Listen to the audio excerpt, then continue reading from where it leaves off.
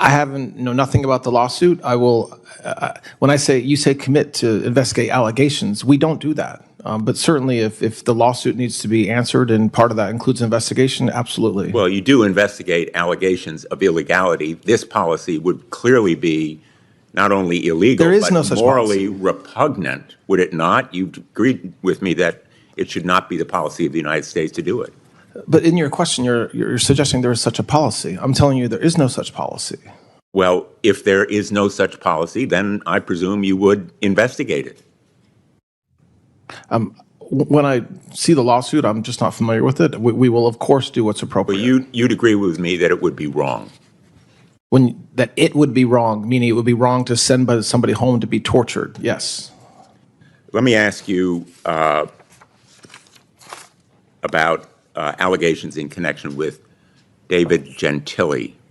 I think we talked about these allegations when you visited me. Thank you for coming to my office. In May of 2025, David Gentili was sentenced to 7 years in prison for his role in an almost $1.8 billion Ponzi-like scheme that defrauded over 10,000 investors, many of them middle-class retirees, of their hard-earned savings, and he was imprisoned. He boasted to fellow inmates and others that he was going to be released because he paid $2.5 million for clemency. Evidence collected by the Eastern District of New York supported those allegations and reportedly also included statements by Father Frank Mann that he spoke to the president about David Gentili. The Eastern District of New York was investigating these allegations and reportedly received a call from one of your top deputies instructing them about the concerns of the Department of Justice. The investigation was stopped by the Eastern District of New York. I wrote to you on June 23rd and United States Attorney Joseph Nacella about these allegations that an investigation into this impropriety was shut down at the request of your office. Did you have any involvement or knowledge about the commutation of Mr. Gentili's sentence? President Trump, as I've said a couple times today, has full authority to pardon or commute anybody convicted of federal crime. That's not my question. So I'm answering your question, Senator. Did you I'm answering know your question. What my communications with President Trump, I will not talk about. He does not, nor should he. He has no obligation to discuss pardon or commutation decisions with me, and he has not. As far as what you just suggested about an investigation, I believe you're referring to a news article that was the result of apparent leaks, and I would caution that there's falsehoods in those news articles. I'm asking you what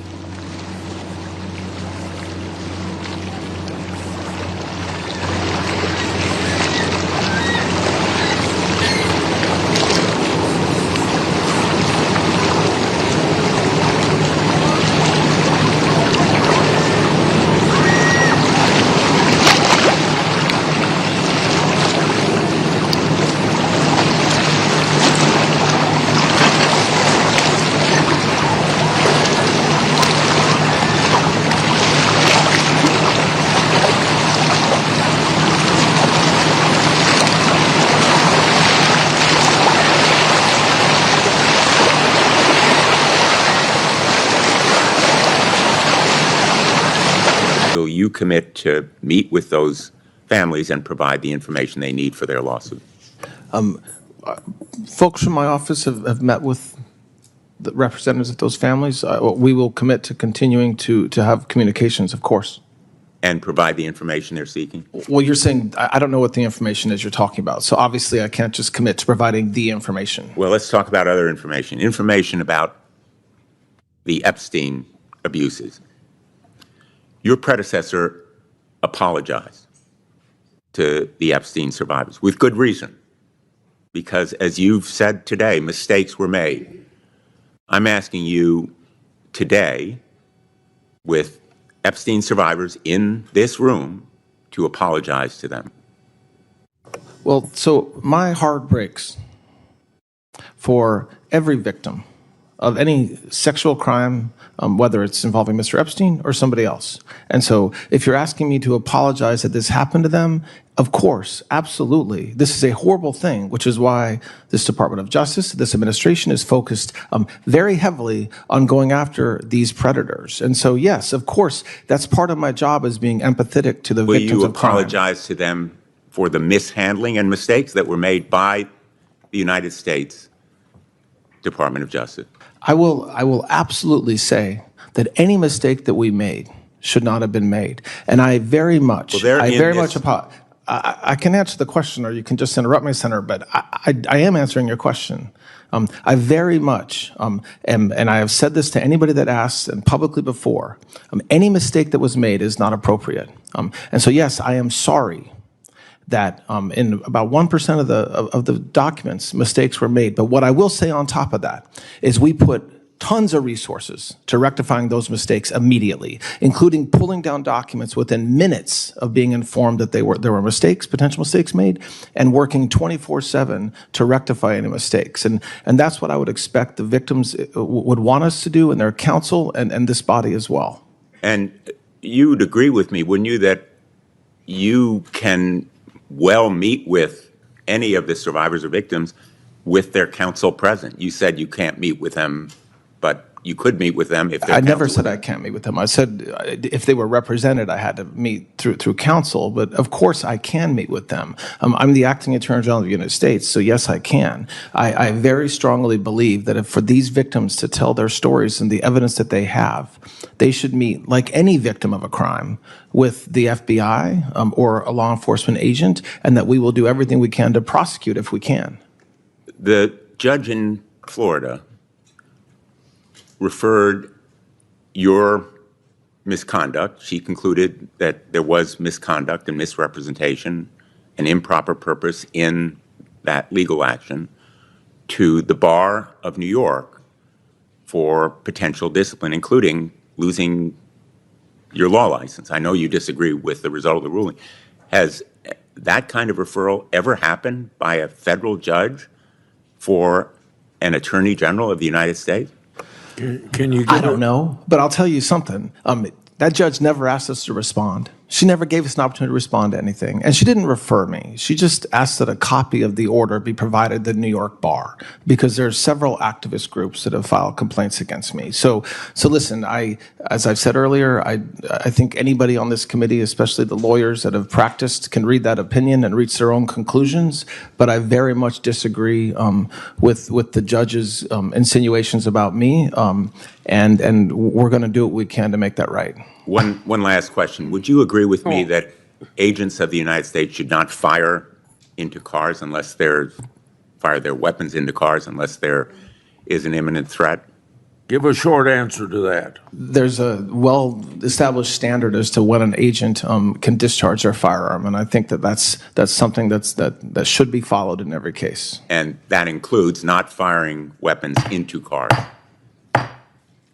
Mr. Chair. Do you want to respond to? I mean, there's not really a response. It requires federal agents to follow the rules. Then let's move on. Before I call on Senator Britt, I want another letter supporting the nominee from the American Border Story, a national organization representing 300 angel families. Quoting from the letter, the families we work with are not focused on politics. They want leaders who take crime seriously, who understand the national security implications of open border criminal networks, and who will prioritize victims over ideology. We believe Todd Blanche understands that responsibility and would approach the Office of Attorney General with seriousness it demands.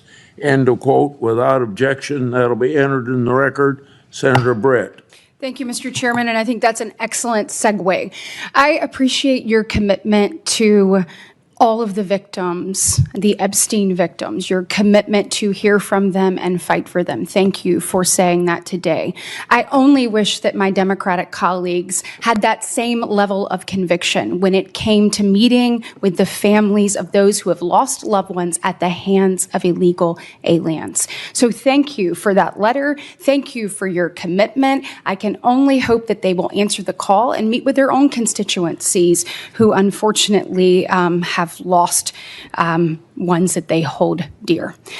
Mr. Blanche, I want to applaud the work that you and DOJ have done to reduce crime and violent crime across the country. We've heard it a number of times here today, both in the chairman's opening, to Senator Moody talking about it, to you talking about it. We currently have the lowest murder rate that we've had since 1900. When you're looking at violent crime arrest, we are up 184%. This is real results. This is what you're supposed to be doing, keeping Americans safe. We know that you've done that through a number of ways, task force and joint operations, interagency cooperation. We've seen the forces, those task forces, successfully pursue numerous cases in our state related to major drug trafficking, related to firearms trafficking, all of which has been linked to, in many cases, broader criminal enterprises. So we're glad that our children are safer and that our communities are safer. What I'd like to know from you, because we've seen in Alabama this have tremendous results. We've even seen in one case a corrupt local law enforcement officer in the Southern District of Alabama who had engaged in a range of criminal activities in his capacity as an officer being held accountable through this work. Based on what I've seen in Alabama, I hope that you continue this all across the country. Can you speak to the work of these task forces and the success that you've seen and how you intend to build upon this work moving forward, if and when confirmed? Yes. So the Homeland Security Task Force regime that we've set up in every single state and every single district in this country is designed to do just what you were describing. So work not just with the federal government, not just DOJ, but to work with Department of Homeland Security, sheriffs, cops, local prosecutors, local law enforcement, and assistant U.S. attorneys to go into that community and eradicate it of human trafficking, drug dealers, narco-terrorism, and the results, it's been set up for almost a year in most places, and the results are evident in the statistics that we show, but they're really more evident when I go out to U.S. attorneys' offices and meet with HSTF groups like I do all the time. To a person, they say, this is what we needed forever. This is what works. Having law enforcement get together in a room and say, we need to tackle this gang, or this apartment building has a drug problem, or even this individual needs to be targeted because he's a violent felon and needs to go off the streets. It's basic law enforcement that I've done for a long time, that President Trump echoes and trumpets and has done since January 20th. And that's why we're seeing the success that we're seeing, and we're not slowing down. HSTFs are up and running full speed ahead, and I hope that we continue to still see the results that we've seen over the past 10 months or so. Thank you for your commitment to that and all the work that you've done. I want to take a brief moment. Our distinguished and late colleague, Senator Graham, was excited about your nomination. He was passionate about many things, which we saw here in this committee, just in amazing ways. One of the things that he was a champion of was the unborn, and that is a deeply held conviction that we both have. And I want to talk to you and address the issue of the chemical abortion drug that we have seen just spread coast to coast. As you know, pursuant to a Biden-era administrative action, the FDA, there is no longer an in-person dispensing requirement in place for the drug, for mifepristone. It allows it to literally be dispersed across state lines, all across the country. We are losing children, and we are putting women in harm's way. Look, it has no oversight, no safeguard. I got to hear the story of Jonna Affolter, who's here with us today, and I am so grateful for her willingness to be here. But I got to hear it firsthand yesterday. I know many people have read her story in recent news articles about her then boyfriend, now ex-boyfriend, a doctor, no less, actually forcing a crushed abortion pill into her mouth in the middle of the night, then taking her keys, holding her hostage so that she could not go get help. This is sick and twisted and must stop. He used his ex-wife's information to buy those drugs online, to kill his own child, and to endanger Jonna's life. And sadly, her story is one of many. And so can you commit to me today that this administration and DOJ will prioritize taking meaningful and thoughtful action to address the dangers that occurred in the current status quo to women all over this country? Absolutely, Senator. And it's not only what the Department of Justice can do, but it's what the FDA is doing right now for the first time in a decade, actually doing real studies about the safety and the appropriateness of these drugs. And, you know, I've seen video myself of what appears to be pills coming even from overseas to young women, and doesn't matter who applies for it, anybody can get it. There's no instructions. They just come dumped out of a little plastic bag, and it's wrong. And I very much commit our resources to stopping this.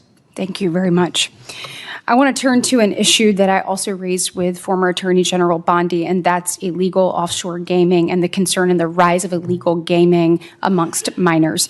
In 2024, a study found that individuals who began gambling before the age of 18 are 50% more likely to develop an addiction to gambling.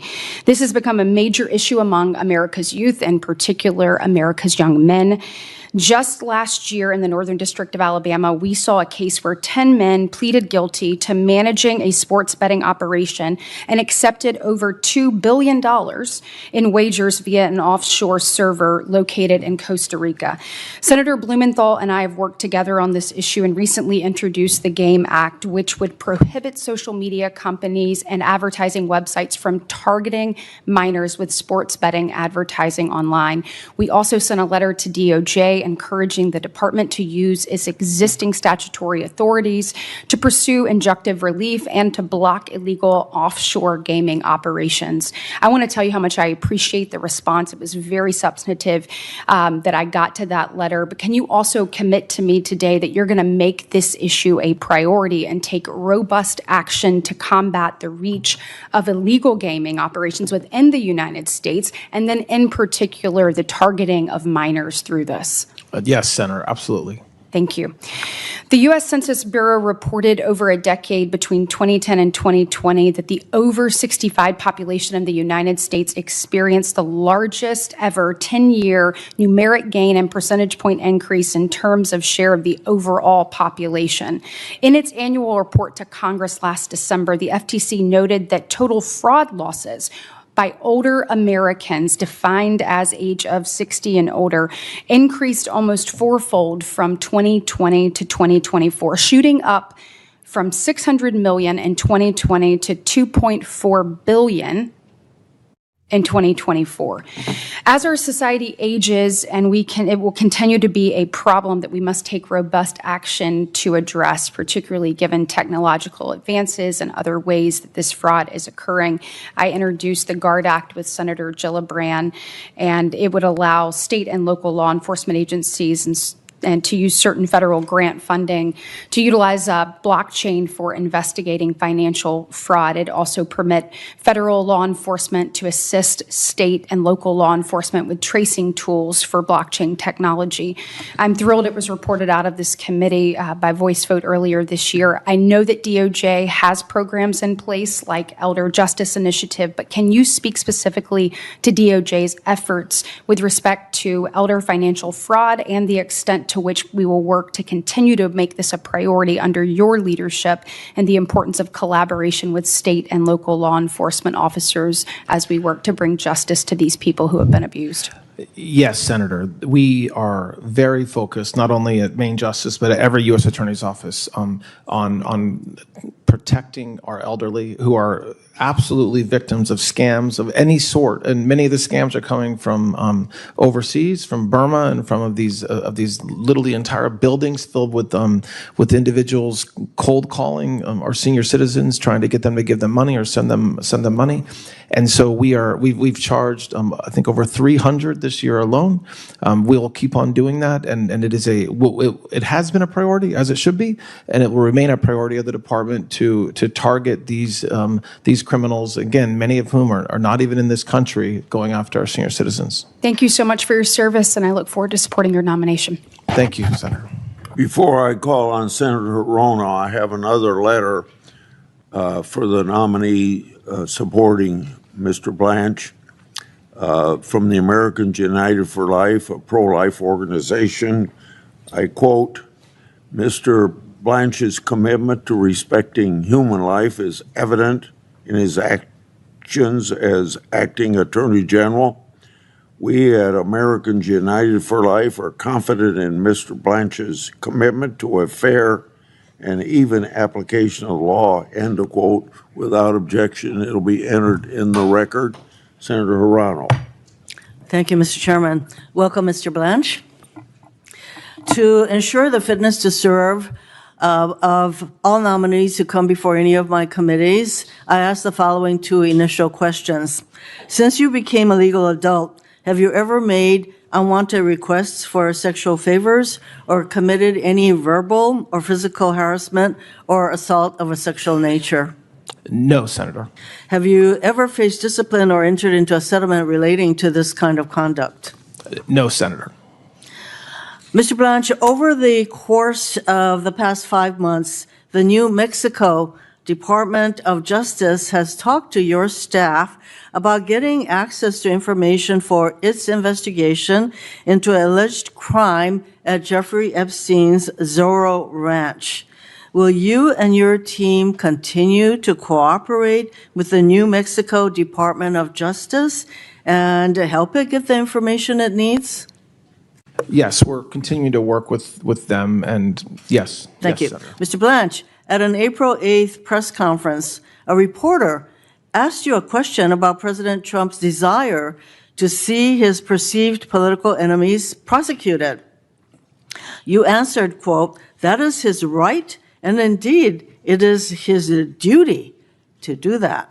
To clarify, Mr. Blanche, do you believe it is the president's right and duty to order the investigation or prosecution of his perceived enemies? Yes or no?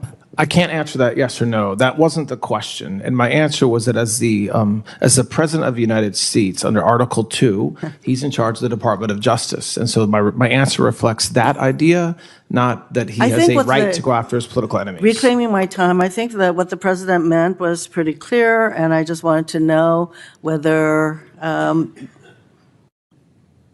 you thought that that is indeed his right and duty to prosecute his perceived enemies. So let me get to that. Investigations of the president's perceived enemies aren't theoretical. They are happening. For example, last August, President Trump posted on social media that George Soros should be charged with RICO. Weeks later, one of your deputies directed several U.S. attorneys' offices to investigate Soros's charitable foundations for violating the RICO statute. Mr. Blanche, to confirm, were the U.S. attorneys' offices asked to launch these investigations because of the president's post? Yes or no? I'm not even confirming that they were asked to, but most certainly not because of any truth Well, the from president President definitely, Trump. the president definitely posted that Mr. Soros should be charged with RICO, and lo and behold, several weeks later, that is exactly what your office sought to have done. Since last year, DOJ has sued 30 states seeking their voter lists. 14 of those lawsuits have been resolved by federal judges.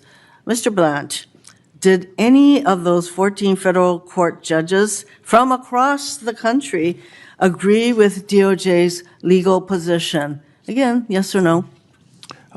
With some of the legal positions, yes. Pardon? The answer to the question is yes. Some of the judges So agreed 14 with some, judges? agreed with some of our legal positions, and most of those cases are under appeal. Actually, that's not correct. The answer is actually no. These 14 federal judges, some of them were Trump appointees, disagreed with DOJ's position in terms of getting access to these voter rolls. Well, I think it's all part of DOJ's attempt and the president's attempt at election interference. We know that federal judges are a problem for you, certainly a problem for President Trump, because they actually care about facts and evidence.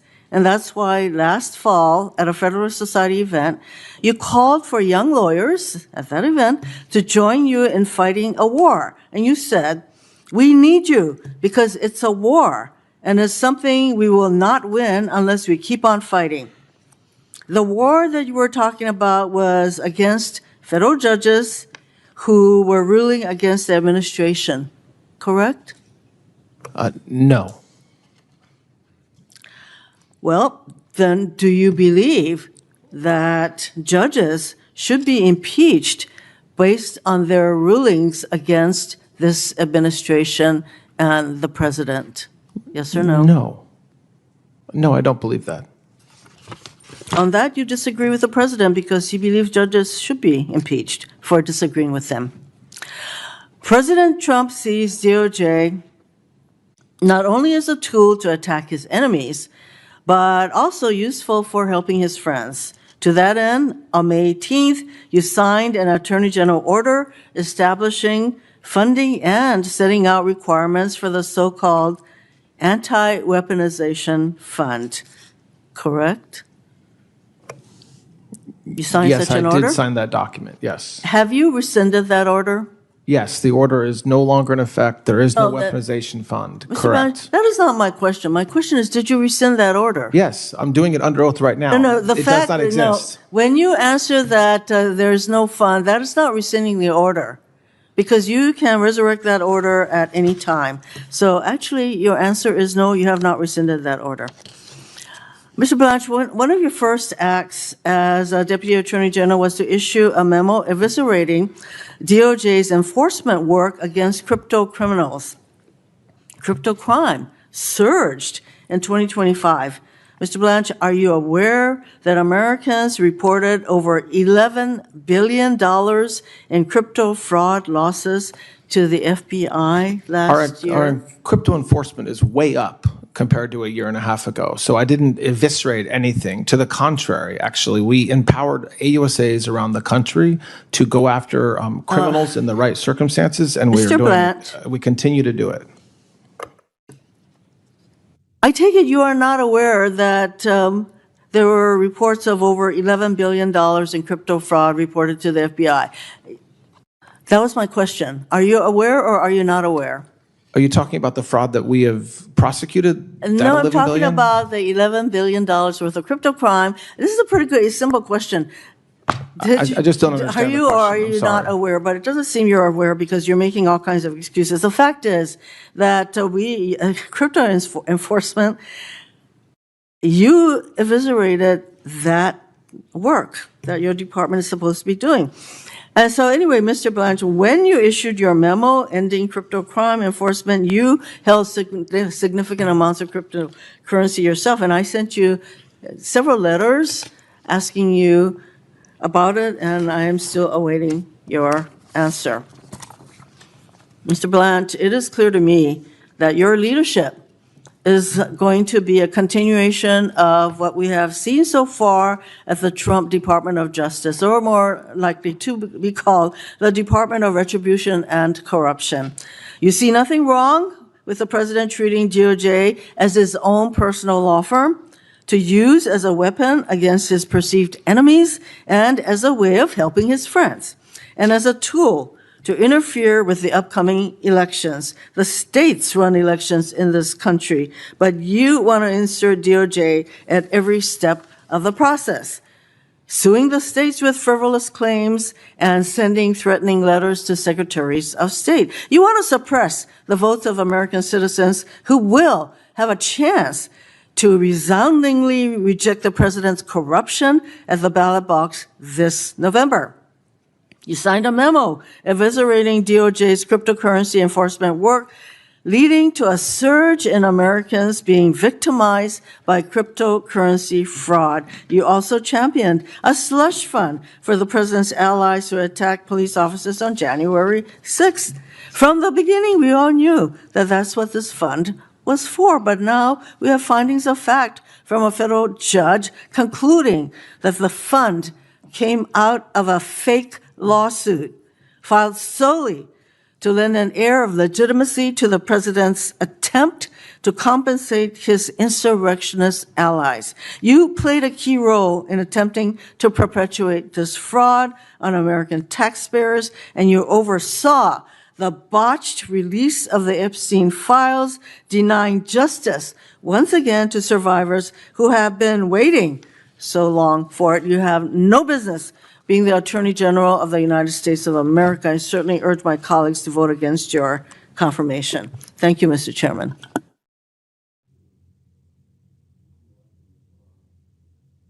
I mean, Chairman, on the crypto point, our crypto prosecutions are way up, and it is very true that crypto fraud is a thing, and it's still happening. But getting rid of a task force of a bunch of lawyers in Washington, D.C. did nothing more than empower AUSAs around the country to bring cases, which is what they've done. So I'm proud of the work that we're doing in that space, and we'll continue to do it. Before I call on Senator Tillis, we've been talking about political prosecutions. You've been criticized and the department's been criticized, but I wish you'd spare me the outrage. They cheered on Biden as he weaponized the Justice Department, targeting President Trump, congressional Republicans, parents, Catholics, and conservative Americans nationwide. So I think that the other party has zero credibility on this issue. Moreover, let's look at some of the so-called political prosecutions underway. How about the Southern Poverty Law Center? The group's apparently been funding extremist groups like the Ku Klux Klan and the National Socialist Movement. How about Don Lemon and the ICE protesters? They stormed and intimidated folks in the middle of a church service. Those are not political prosecutions. Protecting the taxpayers and other First Amendment rights is the responsibility of the government and the Justice Department. Senator Tillis. Thank you, Mr. Chair, and I'm going to take up where you just left off. Thank you for being before the hearing. I think you're doing very well, Mr. Blanche. I'm going to kind of ascend to the rarefied air of the moral high ground here for a minute. As I've heard some of the Democrats talking about this administration, it's almost as if they weren't here when the Biden administration did the indictments against President Trump. We've already heard it talk about Jack Smith. We haven't talked about the way that they dealt with a family member who was being indicted, and Hunter Biden. I don't remember them saying anything during those days in Judiciary Committee. I don't think I remember them ramping up the freedom of access to clinic entrances and trying to arrest pro-life people from the law that they decided to ratchet up in 1994. A couple of important cases there. And then the January 6th Capitol riot prosecutions. The fact of the matter is, and I'll get to this in a minute, the part I don't like about it, but hundreds or thousands of people's lives were destroyed because they did something stupid that day.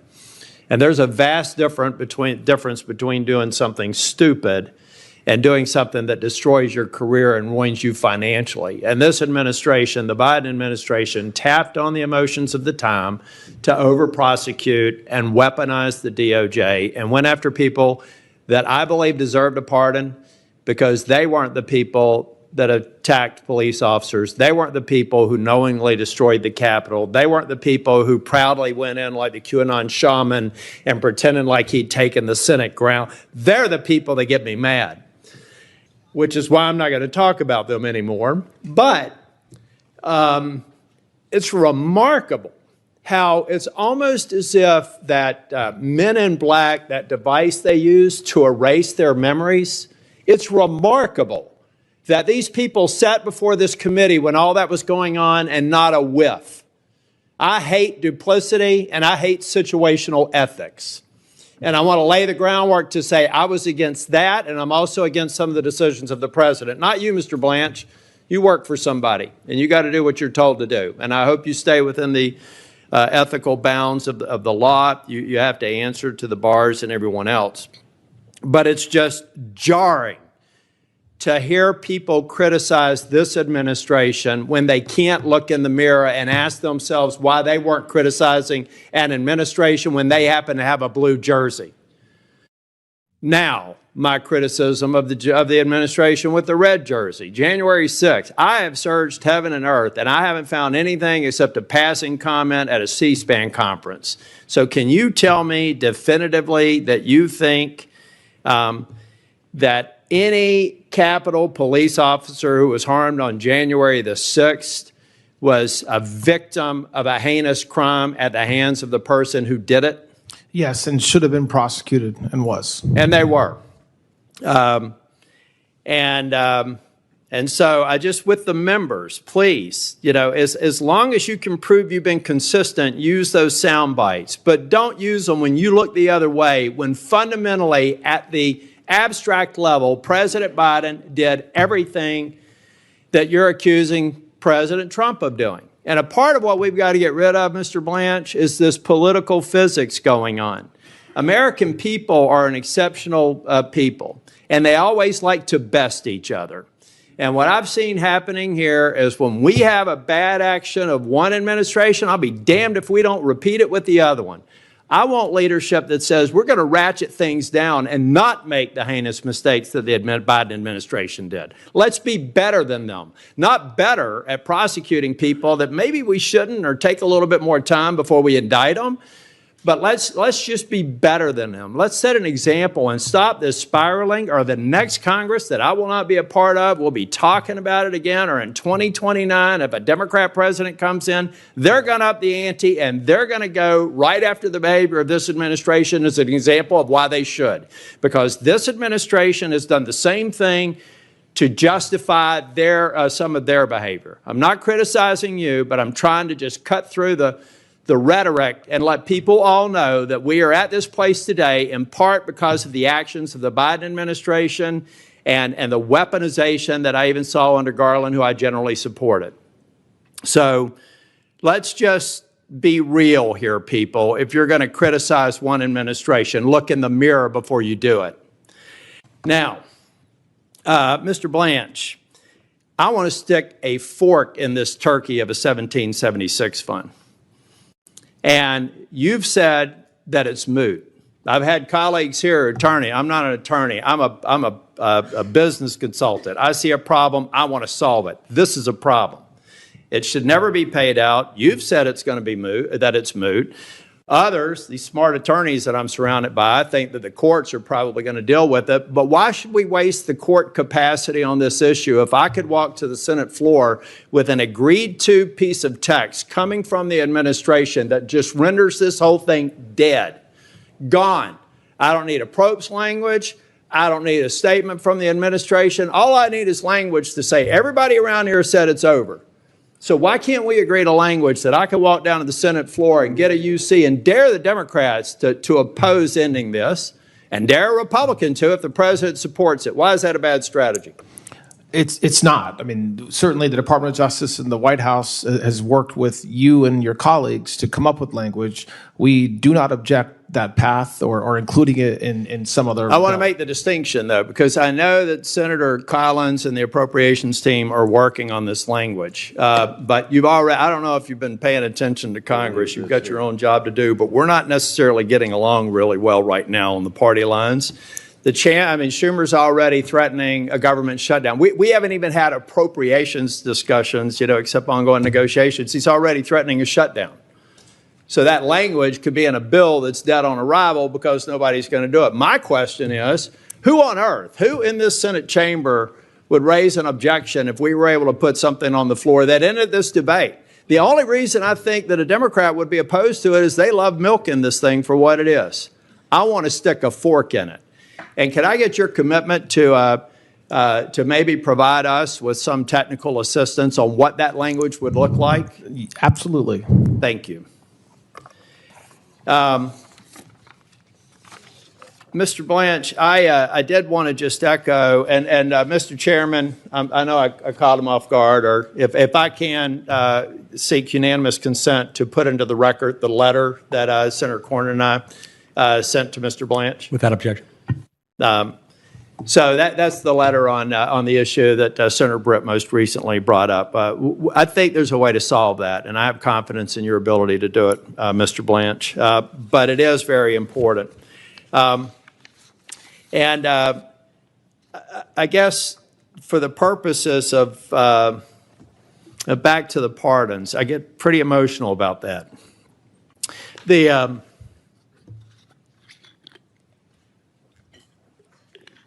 I think we need to do a better job of looking through the pardons process. Okay, I've talked about the January 6th pardons, but in this administration, and I'm no fan of Ed Martin, that's exactly why he'll never get confirmed in the U.S. Senate as long as I'm here. That's only 172 days. Maybe he can come back next year. But I think the pardons process is something else we have to look at. The Democrats are criticizing this administration for pardons. You take a look at the egregious list of pardons in the Biden administration. And let's not forget that the Biden administration also had prospective pardons, get out of jail free card. I heard people criticizing some of the get out of audit arguments. They all forgotten that Biden in the 11th hour gave prospective pardons to people who hadn't even been charged with anything. Again, the point that I'm trying to make, folks, is you're all victims of political physics. There was no criticism about that then. And now we're trying to criticize this president for pardons that I've criticized. So the point here, and I do believe that in the Trump administration, I have talked about the January 6th pardons, but I'm concerned that the Binance CEO got pardoned. I'm concerned that there was talk about a corporation getting a pardon. So I'd be very curious, if you're confirmed, if we could sit down and understand how that process goes and to what extent we can have visibility into these people getting pardons, starting with a lot of the pardons that came out of the Biden administration. Can I get your commitment, if confirmed, to walk through that process? Of course. Yes, Senator. Thank you, Mr. Blanche. You've done a great job today. Senator Booker.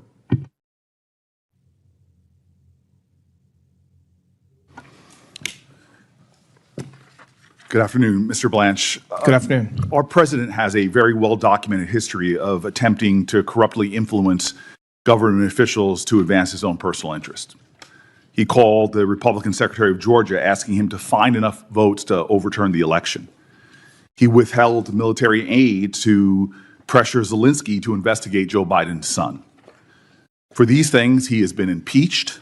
He's been criminally convicted in Georgia, indicted in Georgia, because he uses his power to unjustly influence people. When a president routinely pressures public officials for his own personal benefit, the Department of Justice has to remain independent.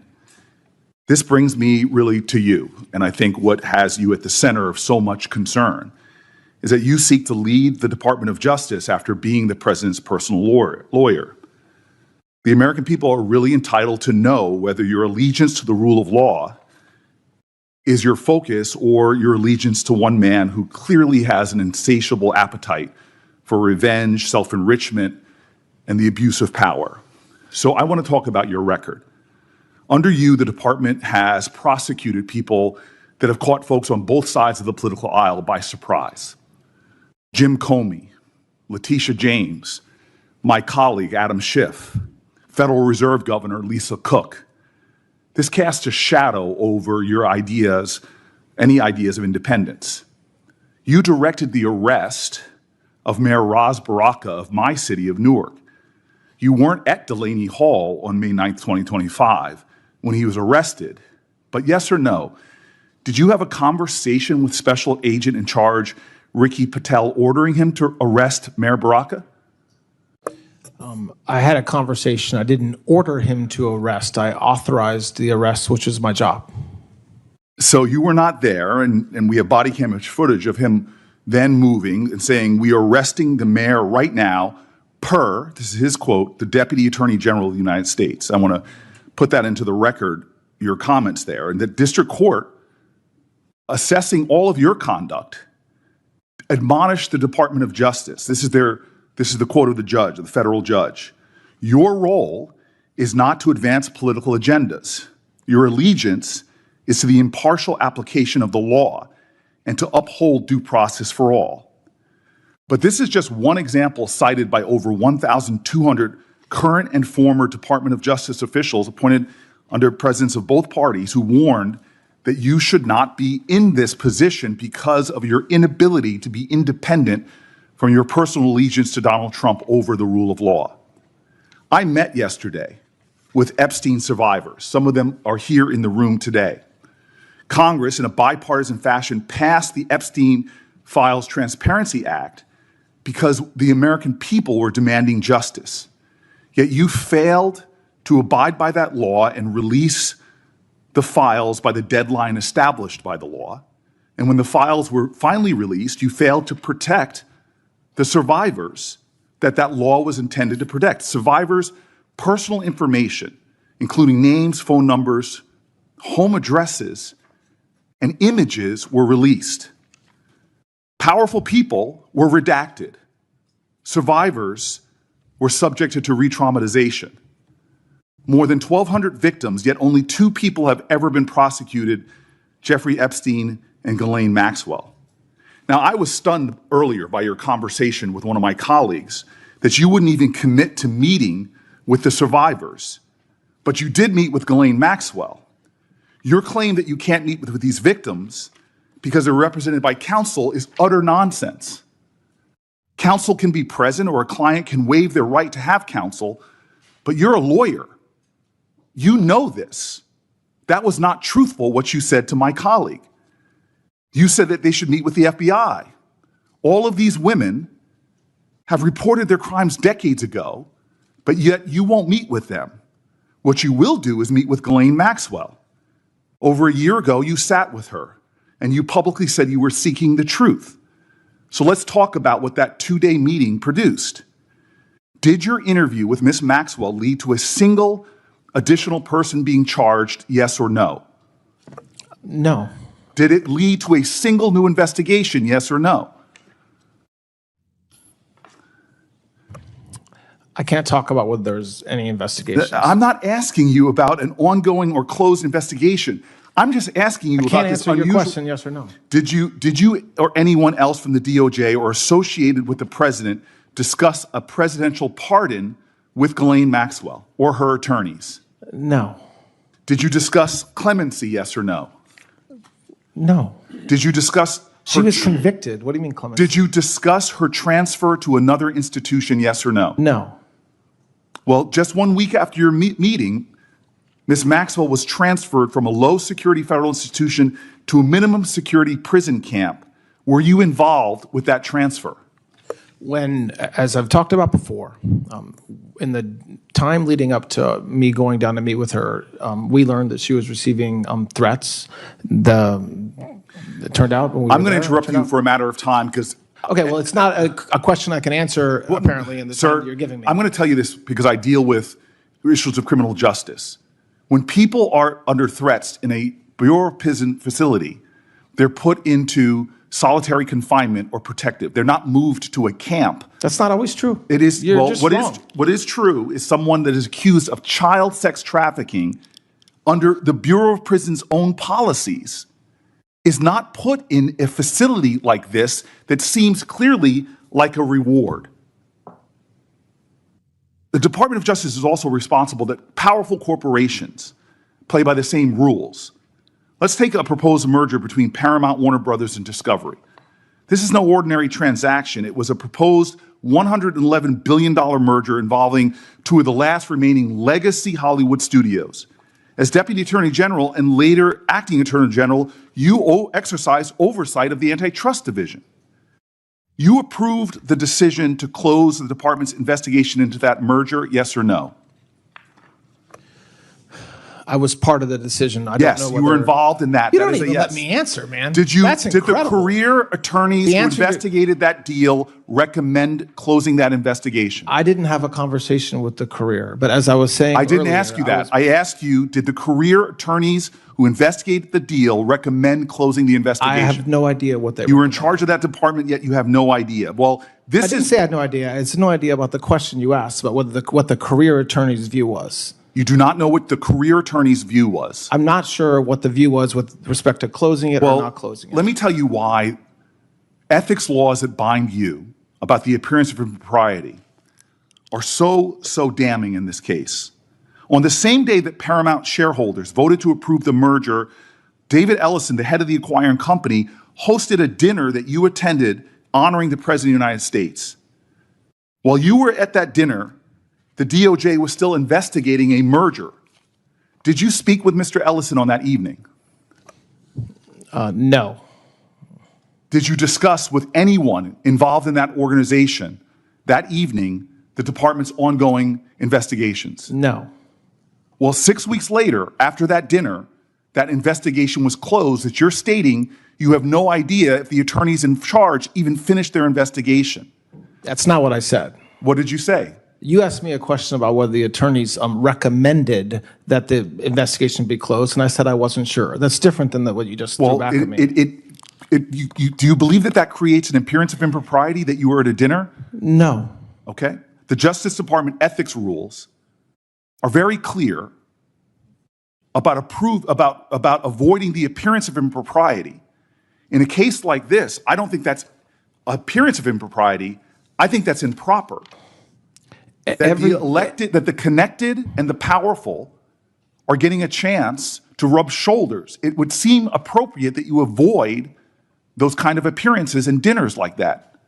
Every appearance or dinner or speech that I give are cleared by ethics officials. So your attendance at that dinner was cleared by ethics officials? Everything that I do. I didn't ask you everything you do. Was your appearance at that dinner You cleared? can ask the questions, but you cannot control my answers. I'm under oath, and I can answer the questions. I choose to answer them. Were you So what I will approved tell to you is when I do yes things or no? outside- when I Were do you things- approved when by I do ethics things to- outside of the department, whether it's a speech, whether it's a dinner, whether it's an event, they are approved by ethics officials. You did not answer whether that attendance was approved. Every time I go out, it's approved. Yes. You know, Lincoln, it was said about him that if you want to see the true character of a man, don't view him in adversity, give him power. I believe you've had a lot of power. And so we don't have to speculate about what has been revealed with your time in that office. We don't need to worry about what kind of attorney general. You've already had that power. This isn't a job interview like usually. You've sat before this committee before. You've made promises time and time again before. You got the job, actually, to be the number 2 and the acting director. So this isn't a confirmation hearing. This is more of a performance review. And clearly, when it comes to the treatment of Epstein victims, when it comes to politically motivated prosecutions, when it comes from avoiding appearance of impropriety with corporations, you failed. You're asking this body for a promotion. And you've spent today making a lot of promises to follow the law, promises to be independent, promises to serve the American people and not the president. But we don't need your promises. We have your record. We have watched you exercise one of the greatest powers entrusted to any public servant. And what have you shown us? 1,200 victims waiting for justice. What have you shown us? There's 2 prosecutions. While the people involved, the victims, are waiting for action, one of the people prosecuted gets the most cushy arrangement possible after you visit with her. Again and again, you seem to be favoring the interests of a president and the powerful. You've chosen Trump over truth. You've chosen corporations over the Constitution. And you failed to meet the test. I'll say this in closing. This is why your nomination should fail. The Attorney General's client is not the president. It's the American people. You've been protecting one man for most of your career, for years and years and years. He has demonstrated himself to put undue pressure. This is why he was impeached. This is why he was criminally indicted. If your record and your testimony today should show us anything, it should show you, in my opinion, that you should not be confirmed to this job. Thank you, Senator Booker. Before I commence with my questions, I've been asked by Chairman Grassley to enter something into the record. On behalf of Senator Grassley, I'd like to enter into the record a letter supporting Mr. Blanche's nomination. This is from the Newark Police Superior Officers Association, which represents the leaders of the Newark, New Jersey Police Department. The letter touts Mr. Blanche's experience, character, temperament, and leadership. It goes on to state, quote, Mr. Blanche has consistently demonstrated an unwavering commitment to the rule of law, the fair administration of justice, and the constitutional rights afforded to every citizen, including the due process rights of law enforcement officers. Throughout his distinguished legal career, he has earned a reputation for integrity, professionalism, sound judgment, and respect for the rule of law. These qualities are essential for the nation's chief law enforcement officer, close quote. Without objection, I will enter this into the record. Mr. Blanche, at the outset, earlier you were asked by one of my colleagues about the settlement agreement and about the definition of some of the terms. Now, as I've been going through that, it seems to me that some of those terms were defined earlier in the agreement, albeit not in the section of the agreement that you were shown on the board. Is that correct? Yes, Senator. And those make a difference, do they not, to the nature of the question asked to you? Yes, of course, yes. You have no reason to believe that the so-called weaponization fund will continue because of the settlement agreement. Is that correct? I am confident it will not. Right. Now, during the previous administration, we saw an unprecedented and unfortunate weaponization of the U.S. Department of Justice, an institution near and dear to my heart, as I know it is to yours, and an institution that's got a long and storied reputation for impartiality. Public trust in law enforcement plummeted as a result. That should concern every member of this committee and indeed every American. The Arctic Frost investigation swept up more than 400 Republican-aligned groups and individuals with blanket investigations, fishing expeditions in some instances, designed to intimidate and silence conservative voices or anyone deemed not favorable to President Biden and those who served with him. Investigators even violated the sanctity of Congress in a brazen move that tramples on all sorts of protections, including the fundamental separation of powers. As Chairman Grassley's investigation continues, just yesterday, we learned that Jack Smith's team bypassed a required filter review and directly accessed the text, not metadata, not information about who texted who and what time they did so, but the actual content, the substantive content of texts of 44 members of Congress, 6 of them on the Senate Judiciary Committee, all without notice in a baseless fishing expedition. This was un-American, and it comes uncomfortably close to spying on a co-equal, coordinate branch of the U.S. government.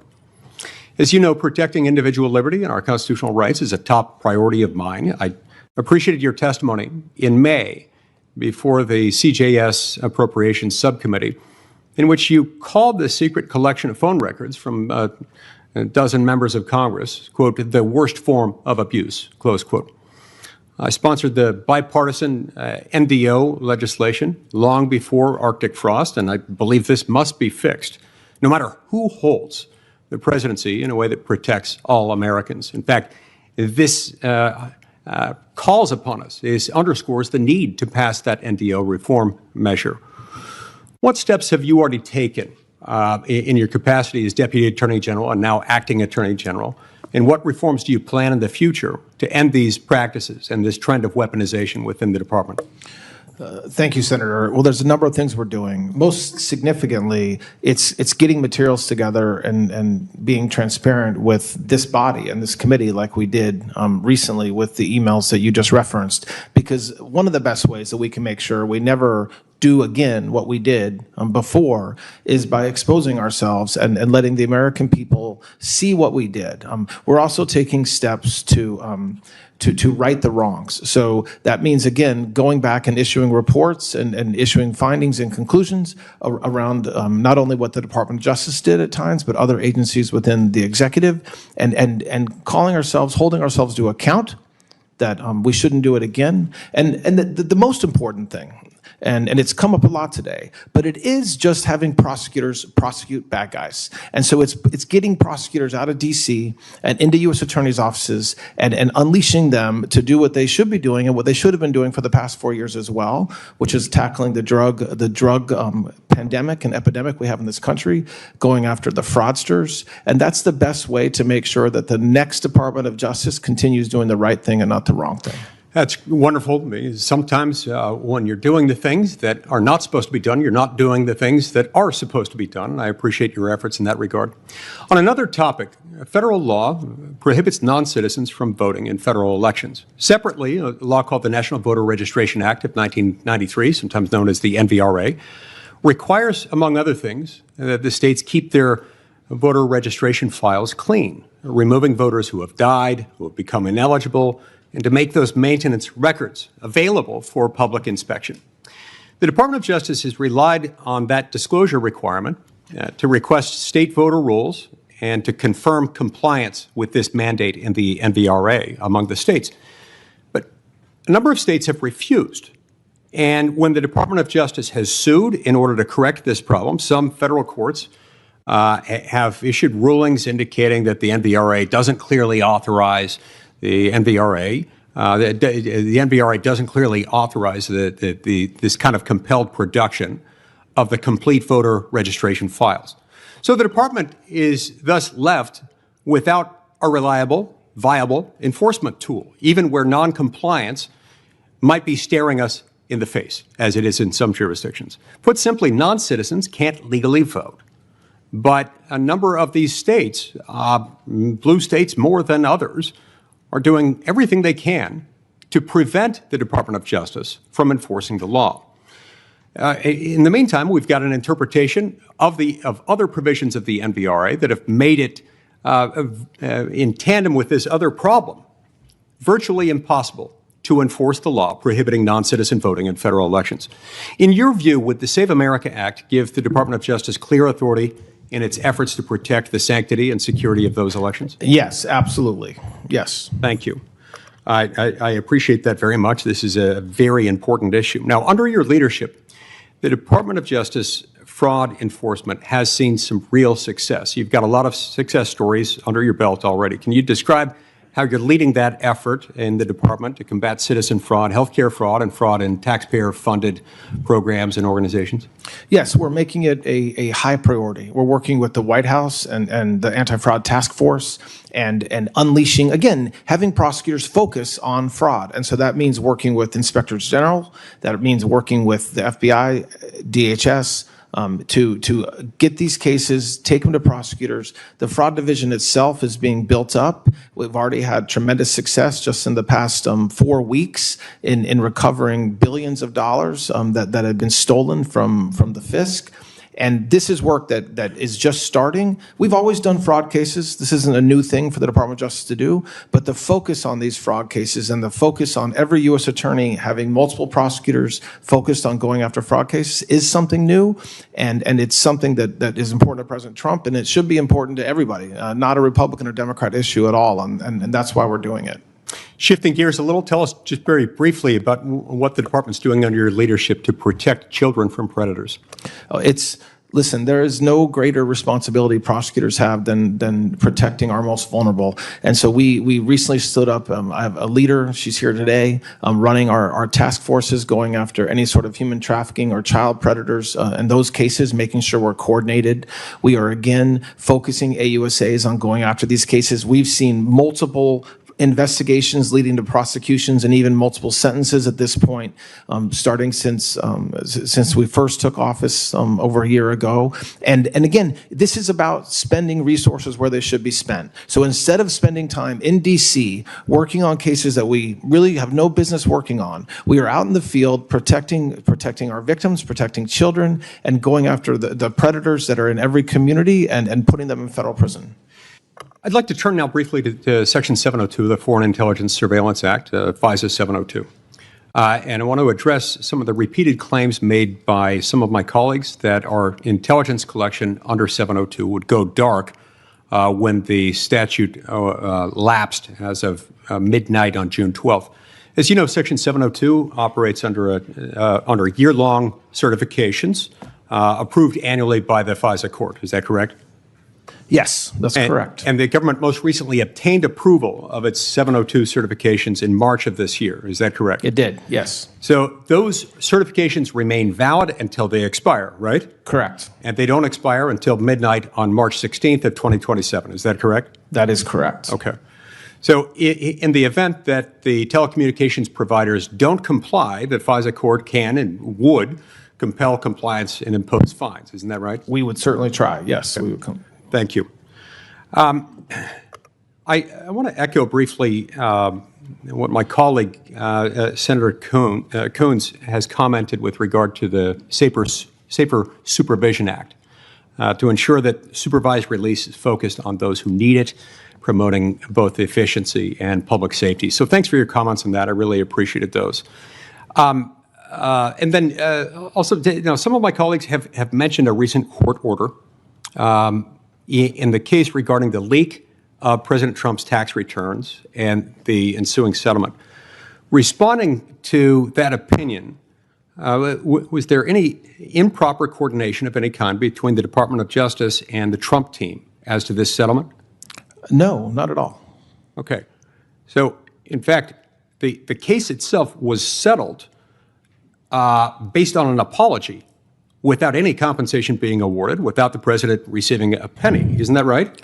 Correct, and completely consistent with the Federal Rule of Civil Procedure 41, which absolutely allows what happened here to happen. It happens in hundreds, if not thousands, of cases around the country every year. For any entity, whether it's the U.S. government or otherwise, that's been sued for $10 billion or any significant sum of money, that seems like a pretty darn good deal. I see my time's expired. I believe Senator Padilla is up next. Thank you, Mr. Chairman. Mr. Blanche, welcome. Do you believe every human life is sacred? Can you repeat that, Senator? Sorry. Do you believe that every human life is sacred? Yes. So do I. A lot of my colleagues have made remarks about our colleague who recently passed. This last week, we've also seen Lorenzo Salgado Araujo fatally shot by an ICE agent during an enforcement operation in Houston. Earlier this week, Juan Sebastian Guerrero was killed in another fatal ICE-involved shooting in Maine. I'm not here to debate immigration policy or how immigration enforcement has been conducted by this administration. My questions are specific to law enforcement policy and best practices.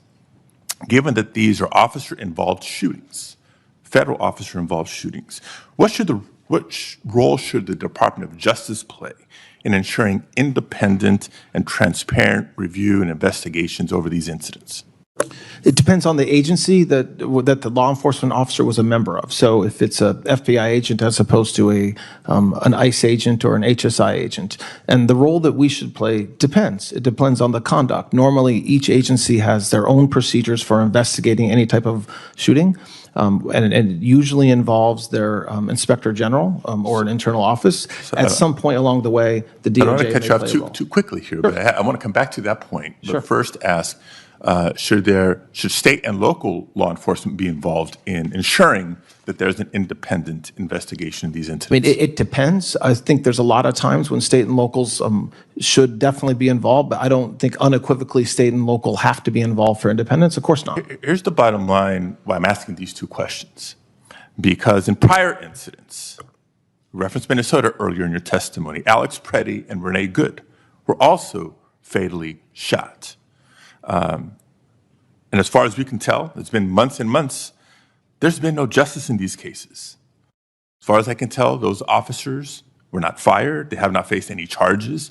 So it does undermine any confidence anybody should have in the Department of Homeland Security's ability, through the Inspector General or otherwise, to investigate its own.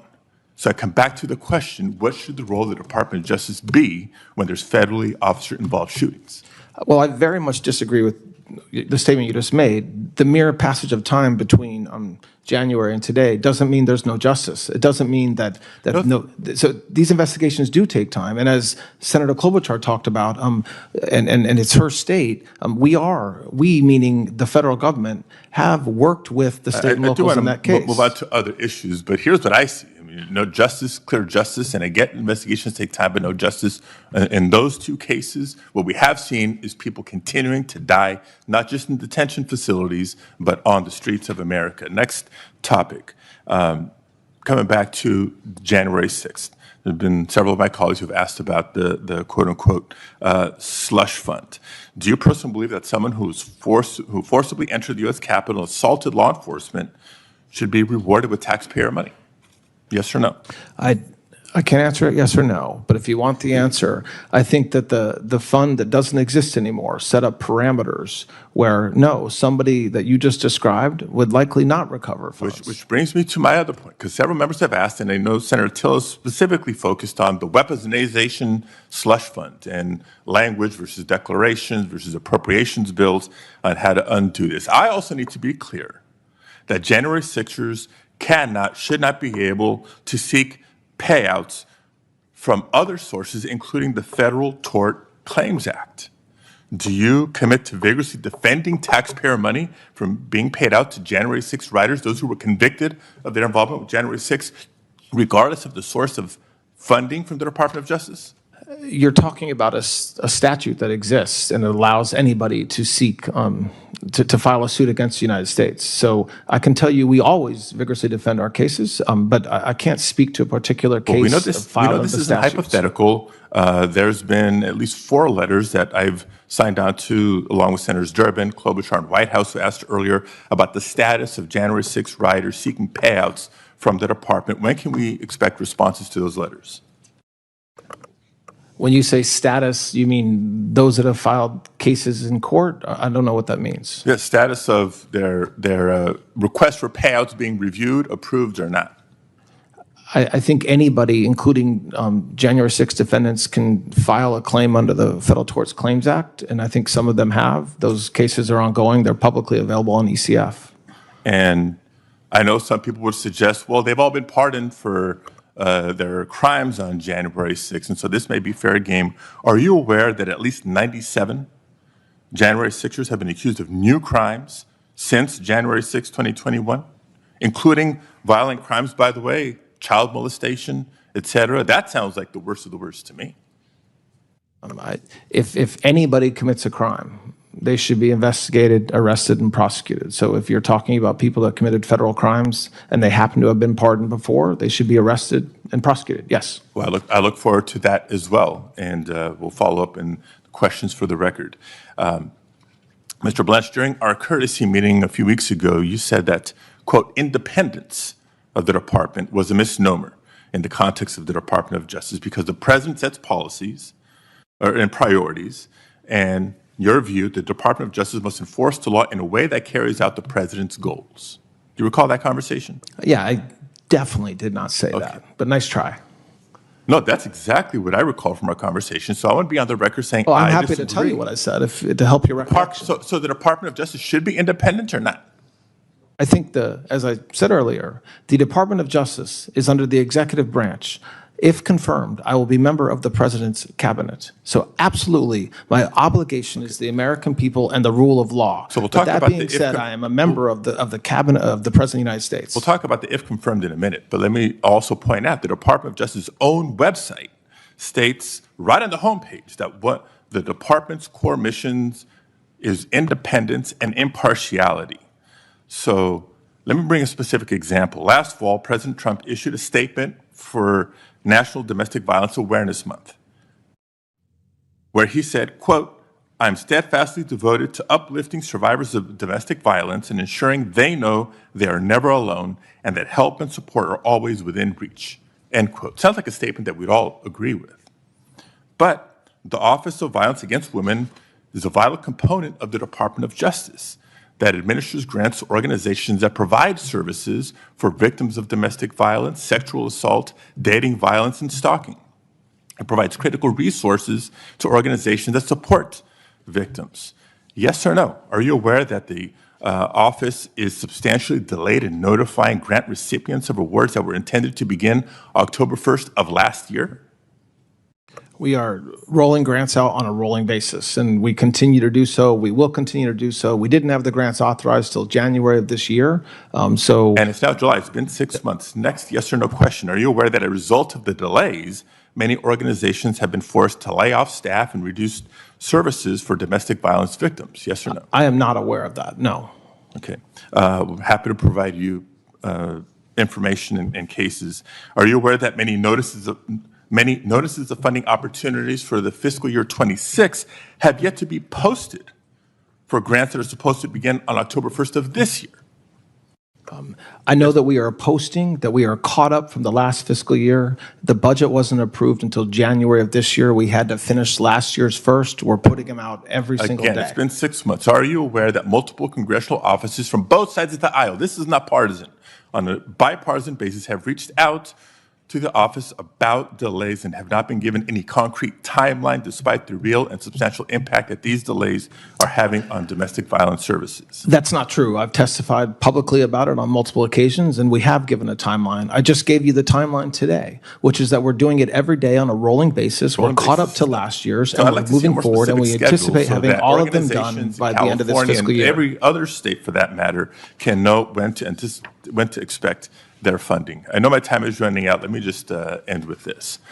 Mr. Blanche, it's the duty of the Attorney General of the United States to, quote, "operate free from partisan consideration and protect citizens' rights to equal justice." But what I've heard today fails to inspire much confidence in your ability to carry out that duty or to put federal law before loyalty to the president.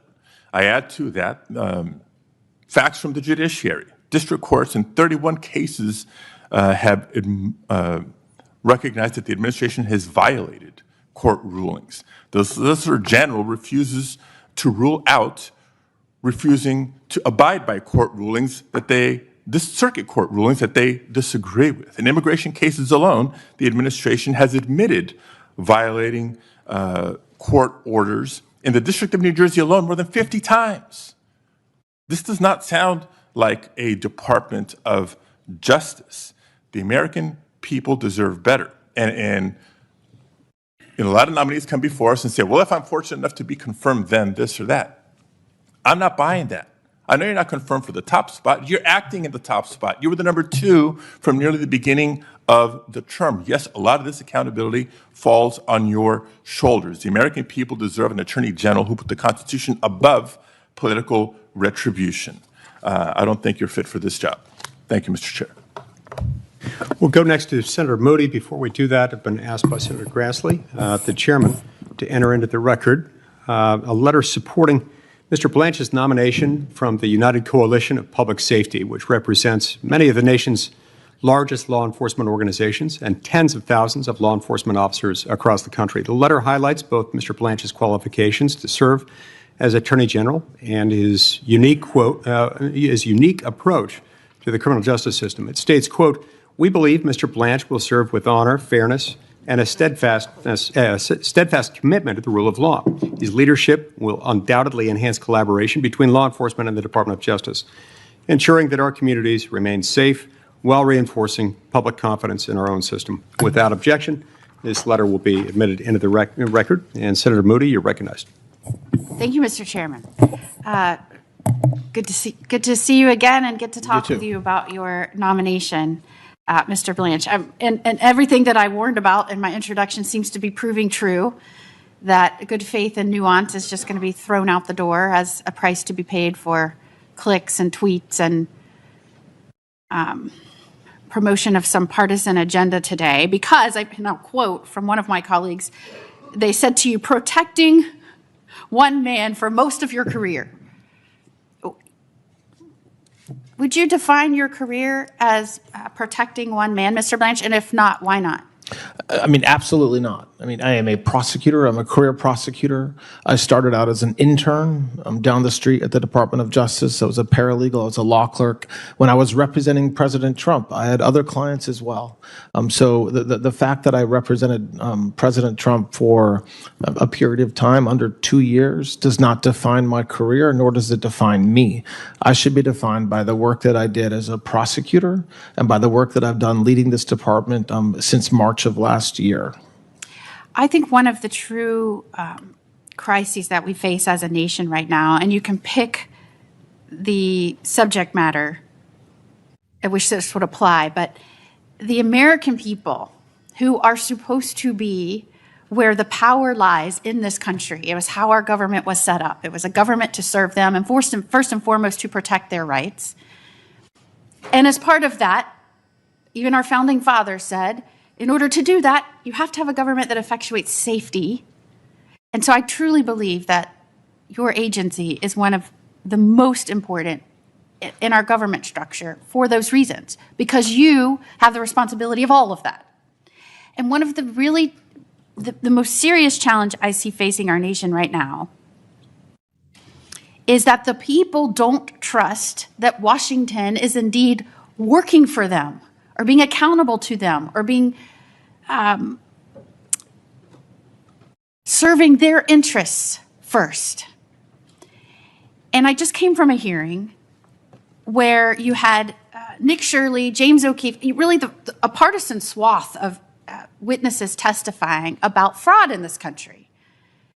And I think, this administration is making announcement after announcement. You yourself are making announcement after announcement. The extent of fraud that has been uncovered. And I commended Nick Shirley, and this is he described himself as an independent journalist, but he started out disrupting, young at like 15 weddings, I want to say. And I think that spirit of challenging the status quo or formality has really driven him to disrupt what I think the American people believe is a bureaucracy historically that has not only maybe because of its size, maybe because personnel in there aren't too quick to want to uncover, but has really been not inclined, complacent, or is set up to not uncover and really go after some of this fraud. And I've been astounded by the amount that this administration has uncovered. And I commend people like Nick Shirley and James O'Keefe that have been out there because they're American citizens and they believe that their government owes them accountability and stewardship of taxpayer money, first and foremost. And he said, I can't believe that for so long, nobody paid attention to this. And we're seeing just fraud that is just something that we haven't imagined. And I'm really proud of this administration and the DOJ, specifically under your leadership, for setting up a specific division now to go after these things that are raised. The results speak for themselves. I mean, you've established a new National Fraud Enforcement Division charged with bringing a comprehensive approach to rooting out fraud. We just saw a 2026 National Healthcare Fraud Takedown where you charged 455 defendants in connection with schemes involving more than $6.5 billion in fraud. I believe we brought together the most states and territories ever in the history of the department's existence in going after fraud. That was all under your leadership. and this administration. And I think that delivers a remarkable message, not only to the people out there committing this fraud against the American taxpayer and really against the next generation that's going to inherit this. I mean, I'm a mother of a teenager right now. I feel terrible that they're going to inherit all of this, because before Biden ever pushed out swaths of money that went to corruption and fraud, an American taxpayer had to earn it, or we had to borrow it on the backs of our next generation. And so I am proud of the department saying enough is enough. The free ride is over. We're digging in. We're going to take, not only are we just going to, talk about it, we're going to actually show you what we're doing, and we're going to create an entire different division. I think it speaks volumes that you have the new head of your fraud division with you today in the audience. I think America should know that. That didn't exist before you. I would like for you to tell the American people right now a little bit about that, because I have to tell you, when some of these states learned about this fraud going on, when Nick Shirley showed up and exposed some of this insane fraud that was happening right under state administration government's noses, the reaction from state leadership, and the governor of Minnesota called Shirley far-right delusional conspiracy theorist, maybe because he campaigned on these small businesses that were set up with that money so that the American people, like, we are growing small businesses, make me your vice president. Maybe that's why he had to knock Nick Shirley down a notch. Governor Newsom came out and said, slow Shirley is the fraud. He tried to ridicule and demean this 24-year-old kid who's just uncovering fraud. And these are chief executives of states. So I'd like for you to explain what you're doing differently. Because right now I just came from a hearing where not one Democrat was in the room to ask this bipartisan witness panel about the fraud that's happening or what we could do about it. Not one Democrat was in the room. And we've got elected officials around the state, when people are trying to bring it to their attention, calling out the people bringing it to their attention, and not only that, trying to pass legislation to stop them uncovering it. In California, they have a Stop Nick Shirley Act, which should be called the Protect Fraudsters Act, I assume. But tell us what you're doing different and how you're going to work to uncover and root out and go against criminals in these states where these elected officials are complicit, maybe aiding and abetting, because they're going after the people that are trying to raise the issues. Yes. So before we talk about California and Minnesota, it's worth talking about states that are working with us. So places like Florida, places like Ohio, where we're working closely with the local government, getting information about individuals who are committing fraud, applying for money from the federal governments, where the state serves as a pass-through. And what President Trump and the Vice President did last fall was said, enough is enough. We need an all-out government approach to combat fraud. And so part of that is our new fraud division. And the work that they're doing is exactly what you just described. And some of the stuff that Nick Shirley has uncovered has been incredible. But it's going into these states and identifying, at this point, just low-hanging fruit. So fraudsters that have set up daycare centers, that have set up autism centers. And learning centers. Learning centers. Hearing centers, everything. And all they're doing, and there's no patience. They're just collecting money off the backs of taxpayers. And then you have, it's true, the governor of Minnesota did nothing but obstruct our efforts month after month. And then when we did a takedown and we executed a law enforcement action on a given day, he hopped onto X and said he was happy to partner with us. He's not partnering with us. He's not working with us. And so that's very disappointing. The same thing with the governor of California, where the amount of fraud that's being stolen out of the generosity of taxpayers around this country is in the billions of dollars. But listen, without talking about that, what we can say that it's extraordinarily positive is that we have arrested hundreds and hundreds of fraudsters just this year alone. And we've got a lot more to do between now and the end of the year. And that's the work of, again, our federal agents, our inspector generals, DHS, HSI working with us, FBI, and then our prosecutors who are now have been given full authority and have been unleashed to tackle this problem. There is no fraud too small. Colin McDonald says it, and it's right. If you commit $1,001 of fraud, you should expect to go to federal prison. And we're going after the biggest fraudsters and the smallest fraudsters, because any dollar that's taken inappropriately is something that this Department of Justice won't tolerate. So it's a big effort, and it's going to take a lot of work. We're hiring a lot of prosecutors. We're using a lot of AUSAs around the country. But I expect that we'll continue to see the results that we're already seeing. So thank you very much for the work that you guys have done as well to help facilitate our success there. Thank you, Mr. Blanche. Senator Welch. Thank you very much, Mr. Chairman. Thank you very much, Deputy Attorney General. I want to talk to you a little bit about the Anti-Weaponization Fund. Just by way of background, you've had a long-standing relationship, of course, with President Trump, served as his personal criminal attorney, right? I met him for the first time a couple years ago. Right. And in the course of your representation of the president, you earned over $9 million, correct?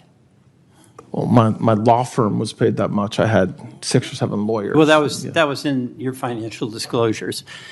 I don't have a problem. Oh, no, I was paid it. Sorry. But I'm saying it went to my law firm. I had employees. Right.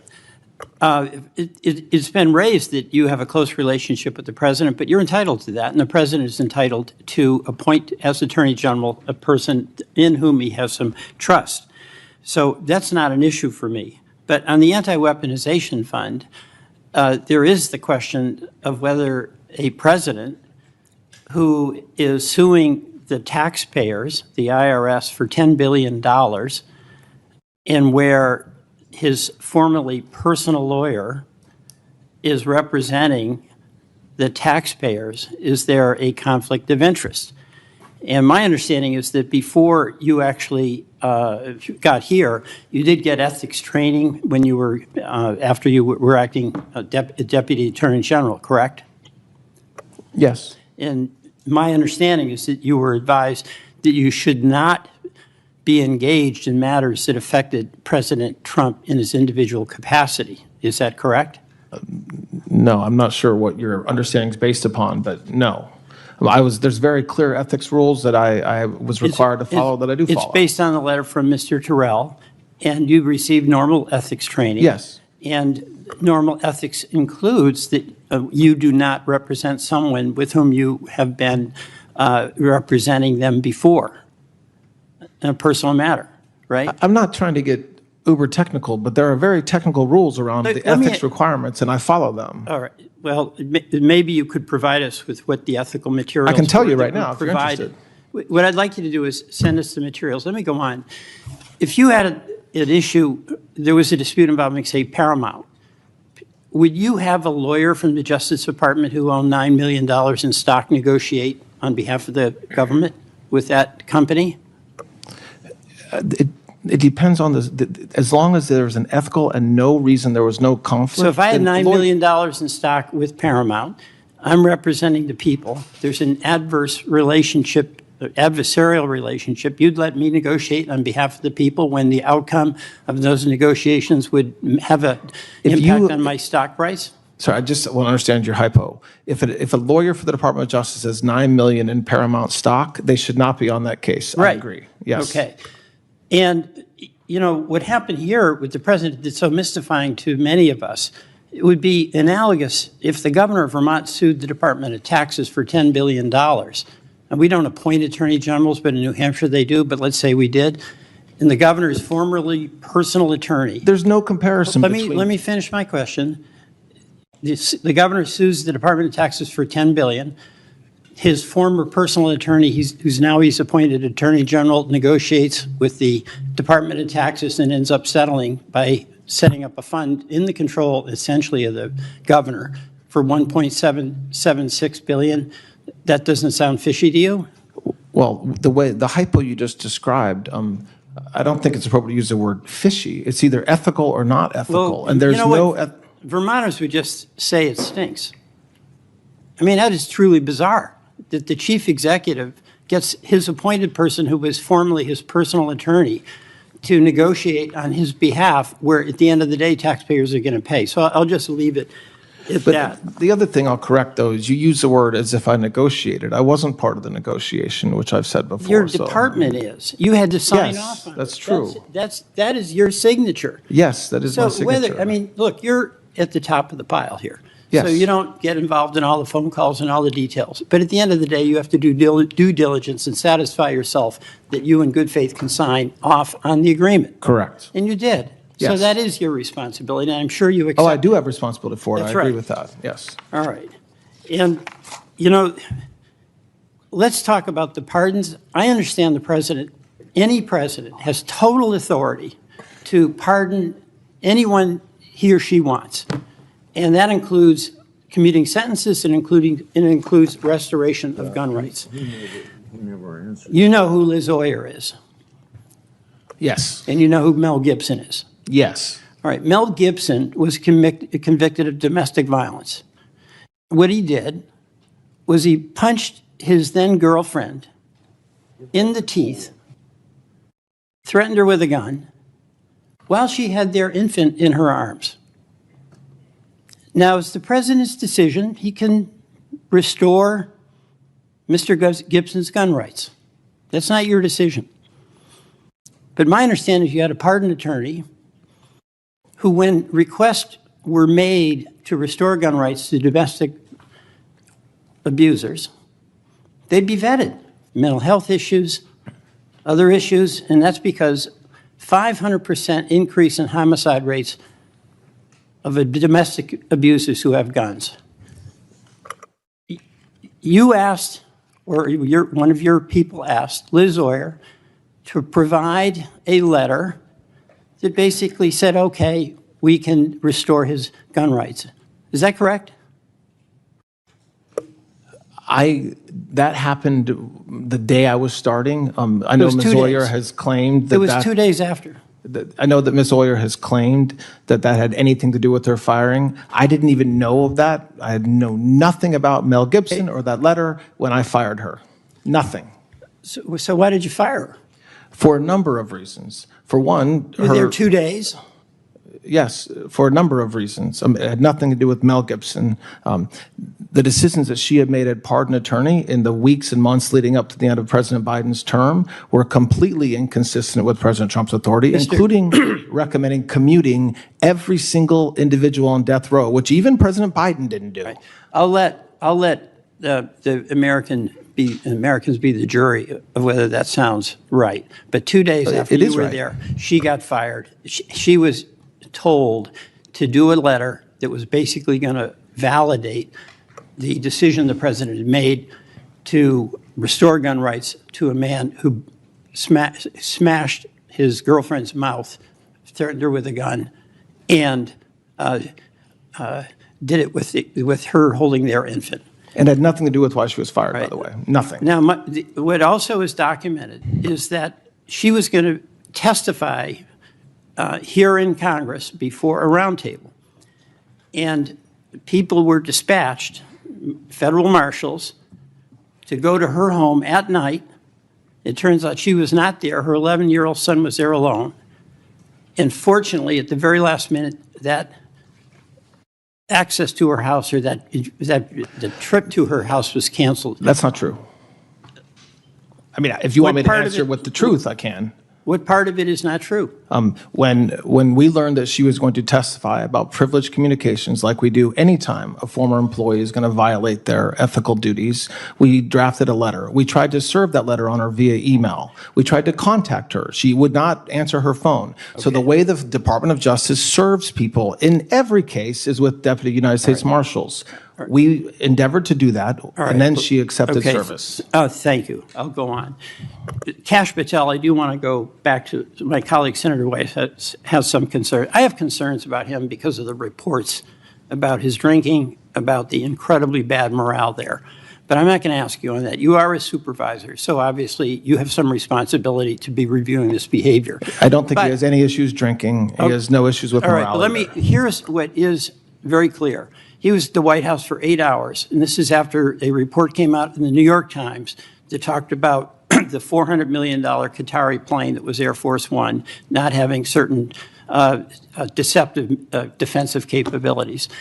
and issued subpoenas to reporters demanding that they turn over their news sources. I happen to believe it's extremely important to protect the right of the press to have confidential sources in order to get out information that is absolutely in the public interest.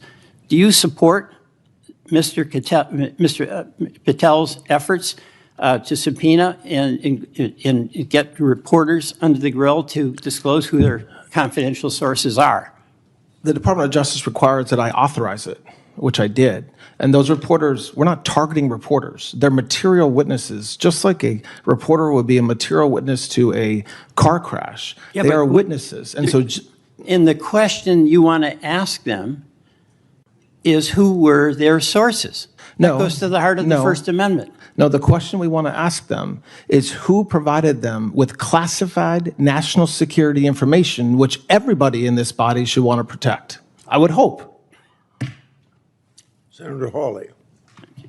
Thank you very much, Mr. Chairman. Mr. Blanche, good to see you. You too, Senator. You're getting towards the end here.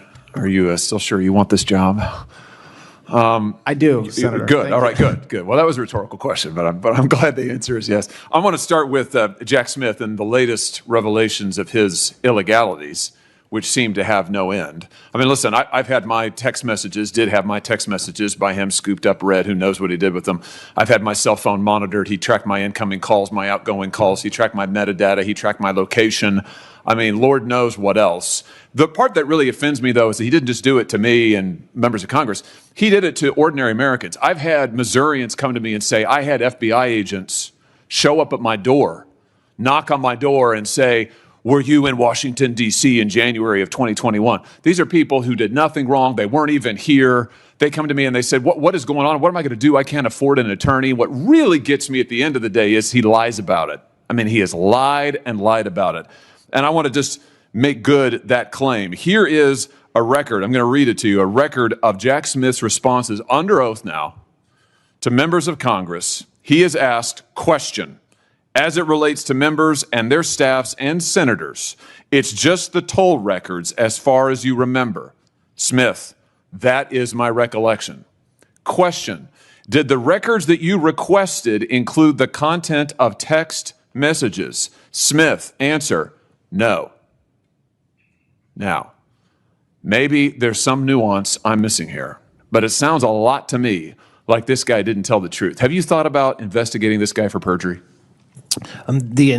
We take testimony in front of this body very seriously, yes. Good. Well, I think he absolutely should be investigated. I think he absolutely should be prosecuted, if at all possible. And based on his responses under oath, I think he should be. And I think it's time that we say that these people who did this, who engaged in this mass illegality, blatant violation of the separation of powers, blatant violation of the Constitution. We know what they did to President Trump. We know what they did to everyday innocent Americans. And that's before we even touch the issue of trying to recruit spies into Catholic parishes, sending members of the anti-terrorism division to go hound parents who went to school board meetings. It's unlike anything we've ever seen in American history. And my view is there needs to be accountability for it. I hope that you will investigate Jack Smith for perjury, and I hope that possibly you'll prosecute him. Yes, Senator. Let me switch gears and ask you about a Missouri-specific issue. My state has a number of laws that protect the unborn. We're a very pro-life state in Missouri. And that includes laws that limit the use of the chemical abortion drug, the circumstances under which it can be prescribed. You need to see a physician and so forth under Missouri law. Now, as you know, Joe Biden gutted all of those restrictions. He took away President Trump's safety restrictions on this chemical abortion drug. He instituted a mail-order abortion policy. So my state went to court to try to defend our state's laws. A number of other states, Republican states, did this. Now, of course, in the meantime, the president changed, thank goodness, and now we have President Trump. But that means that now we have the state of Missouri, Republican state, along with a number of other conservative Republican states, are in court against a Republican administration fighting over Joe Biden's abortion policy. And by the way, while I'm on this subject, I just want to show you why it matters to Missouri. Here's what happened in Missouri after Joe Biden changed the rules and contravened our state laws. Look at the abortions. I mean, dramatic increase, because under Joe Biden's abortion rules, It doesn't matter what your state law is. Doesn't matter what the voters in my state do. You can just mail in this abortion drug, no prescription, no follow-up visits for the mother, no medical support at all. You mentioned this earlier, I think. You can mail these in from overseas, from India, for heaven's sake, and that's where many of them come from. Nationally, we see the same thing. Since Biden put his policy in place, massive increases in the number of abortions. Here's what I want to get at with you. I just hate that we have these Republican states. I hate this policy, first of all, but I hate it that we have these Republican states in court against a Republican administration.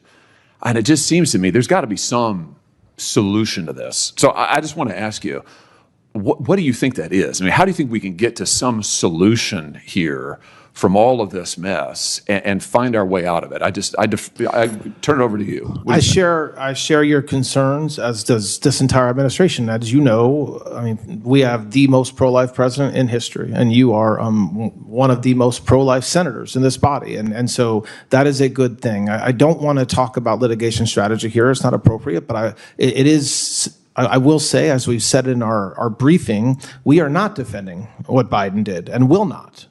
The FDA has a process that we're letting them go forward in, and this is, again, in our briefings.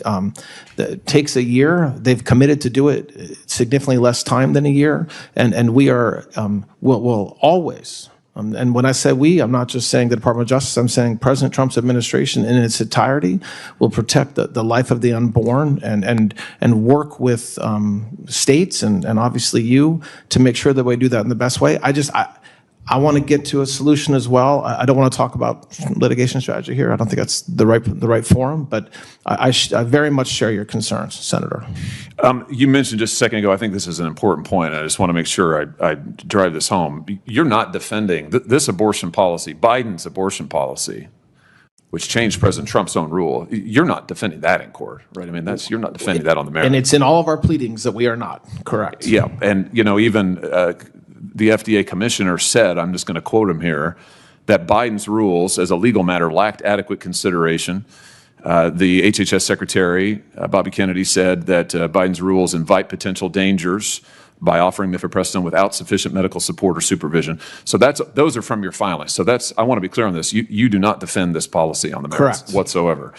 And presumably you have no issue with President Trump's earlier rule, which had common sense safety restrictions. You had to see a doctor, get a prescription. There had to be a follow-up visit to see if there was any hemorrhaging. Those were in place before Biden gutted them. Presumably there's no issue with any of those. I anticipate the department would defend those rules, yes. So, okay, that leads me to this question. Why not, while the FDA is doing its review, why not put President Trump's rules in place? They're good rules. Why not do that rather than leave in place these rules? I mean, just explain that to me. Well, this gets to my original point when I don't think it's appropriate to talk about our strategy, litigation strategy here, except to say that we want to get to a good result consistent with President Trump's administrative directive and priorities, and we very much believe that the Biden rules were wrong. So we're continuing. Good. I'm glad to hear that. Do you have any thought about what a solution, a good result might be? I mean, do you have any? And I'm not asking you to discuss your litigation. I mean, apart from that, I mean, how are we going to get out of the litigation? I want to be clear. I want to get out of the litigation. I hate the fact that all these Republican states are litigating against a Republican administration. We got to find some way to end that. So maybe you have a thought. I hope that the work the FDA is doing now, because remember, we have to have studies that we can defend in court. We have to be able to say to a judge, probably in this district, that our change was not arbitrary and capricious. So we're trying to let FDA, we meaning the Department of Justice, do their work so that we can have continue to protect the lives of the unborn children and, frankly, the state's laws, like Missouri's, which is really what's being violated here at its core. Let me just ask you one other thing on this. I know that you've seen these stories, these news reports about women who are assaulted by their boyfriends or whomever. They get pregnant. The boyfriend doesn't want it. You know, they take the drug crush it up, lace it in their drink, or what have you. You know, one example, Rosalie Markovich. Rosalie, she got pregnant. She was excited. She did not want to have an abortion. She wanted to have her baby. Her boyfriend did not want that. So without telling her, certainly without her consent, he laced the drug into her drink. It caused her to begin to miscarry. He restrained her so she couldn't go to the hospital. I mean, this is assault. Multiple states now have brought dozens of criminal charges against men who do this.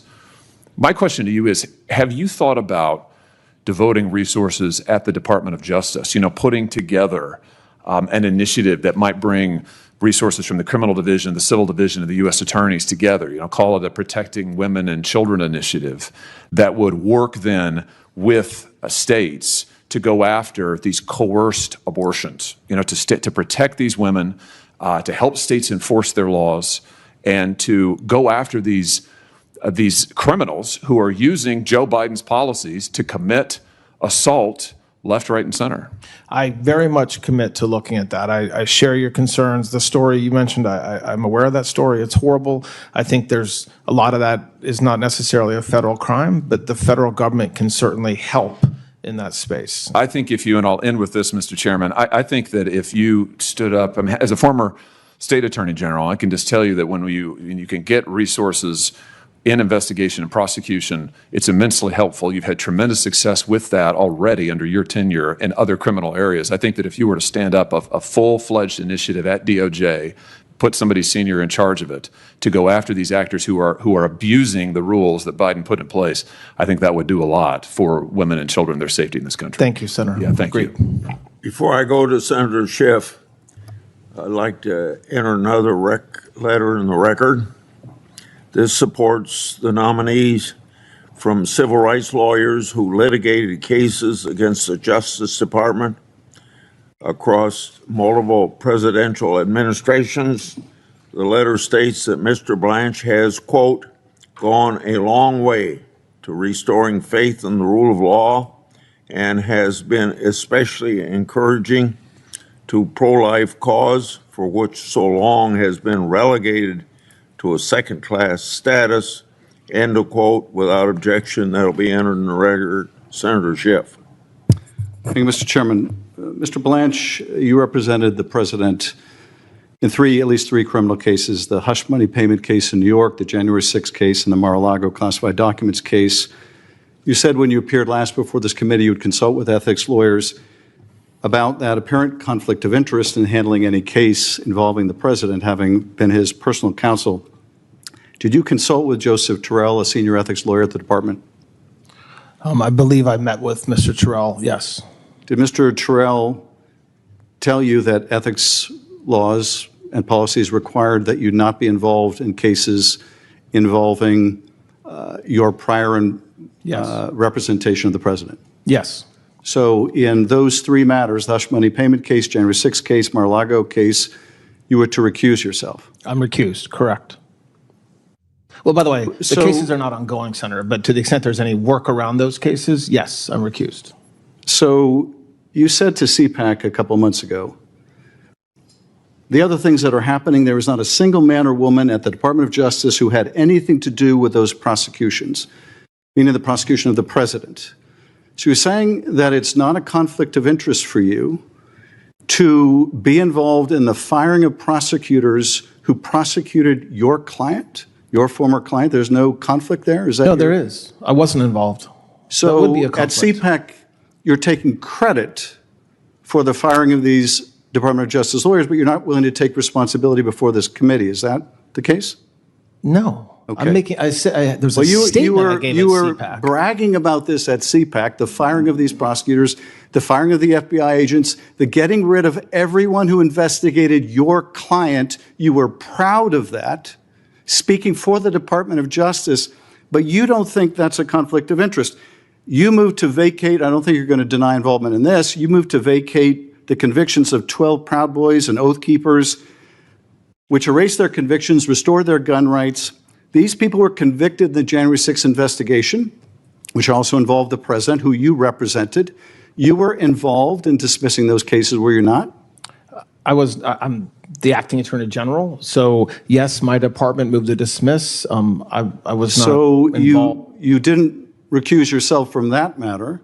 You were No, willing. there's no reason to, from the Proud Boys matter.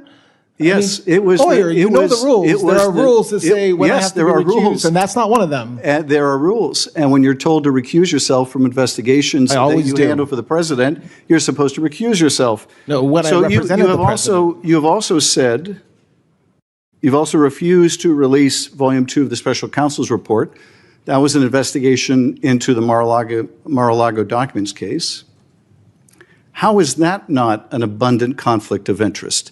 Refusing to release to the public an investigative report of an investigation into your client. I am not a judge. A federal judge. No. The The department's position under you, Mr. Blanche, was do not release the report. So that position. If you went into court asking them to release it, it would be released by now. So how is that not a patent conflict of interest? What you're saying happens to not be true. I did not do that. What you're talking about happened before I became the you Deputy Attorney support the General. release of Volume 2? No, I don't, but I'm recused and had nothing to do with that case. Like, you can't accuse me of violating my ethical rules and then lie about what I did. So you had nothing to do with the decision to prohibit the release of the report? You had nothing to do with the department's wasn't in court. position? I No, I'm wasn't not the asking whether you were in court. I'm asking you whether anyone sought your opinion or used your guidance in refusing to release Volume 2. When You're that saying you had nothing to do with that decision? litigation was ongoing, I was a private citizen, still representing the President of the United States. It was before March. Since March, to the extent there's been anything in front of that judge, Mr. Blanche, I haven't been part of it. I asked you in your last confirmation hearing whether you would release the report, and your answer was no. Your answer was not, I will recuse myself. Your answer was, no, I will not release the report. That was your testimony last before this committee. You subsequently were advised by ethics lawyers not to be involved in these matters, but it appears you were involved in these matters. Let me ask you about another matter. I wasn't involved. You can't say it appears I was involved, but I said I wasn't. Let me ask you about another one you have your name on. The truth has to matter at some point. Yeah, it does matter. We just don't hear much of it from you. But let me ask you about another matter you have your name on. I don't think you can deny responsibility here, and that is the IRS settlement agreement. So you put your name on this. That absolves the president of tax liabilities in the past. The president was convicted in the case you represented him in of falsifying business records in part for tax purposes.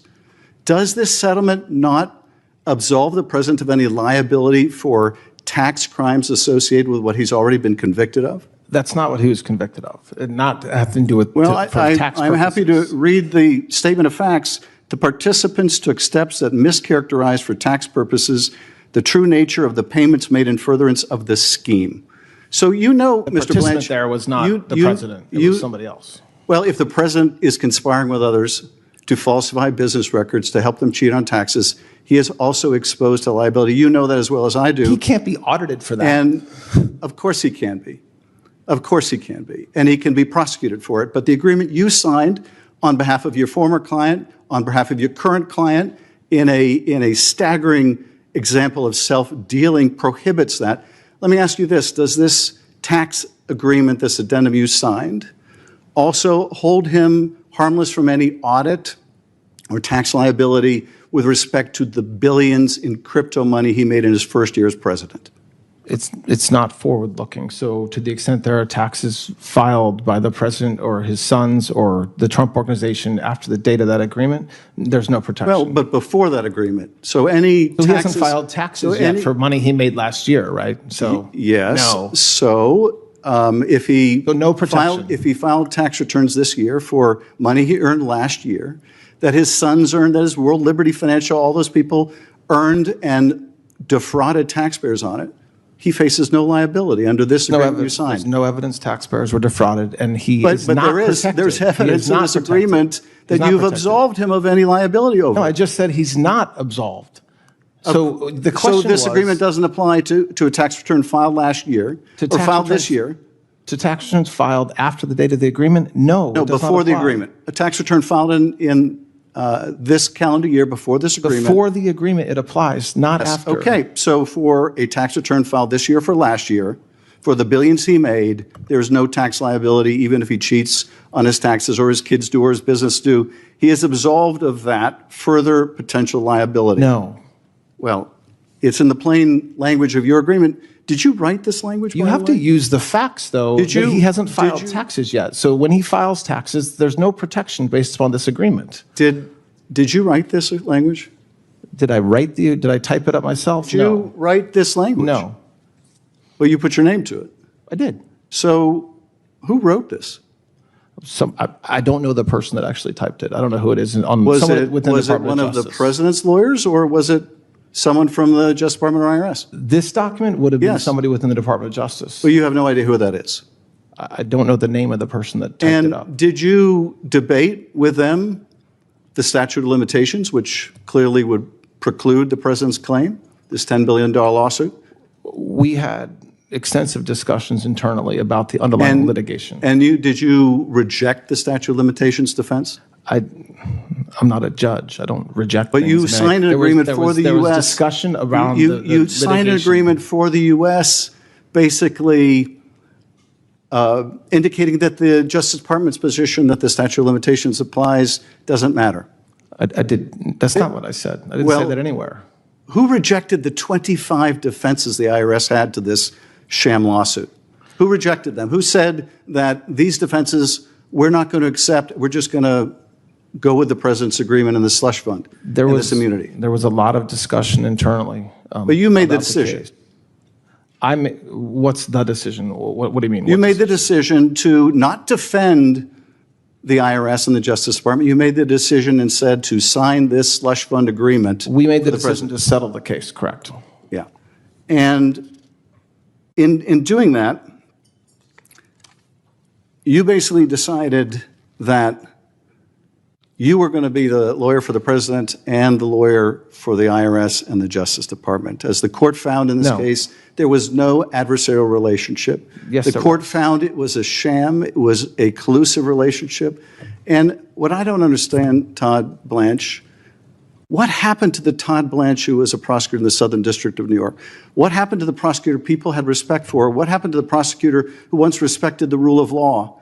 What happened to the prosecutor who said that there wouldn't be a whiff of political partisanship and then prosecutes the president's enemies over Seychelles cases, over making a video stating the plain law and Constitution? What happened to the Todd Blanche of the Southern District of New York that could convert him into you? Someone willing to say the president has both the right and the duty to prosecute his political enemies. I cannot imagine the Todd Blanche of the old days would have ever done that. What happened to you, Todd Blanche?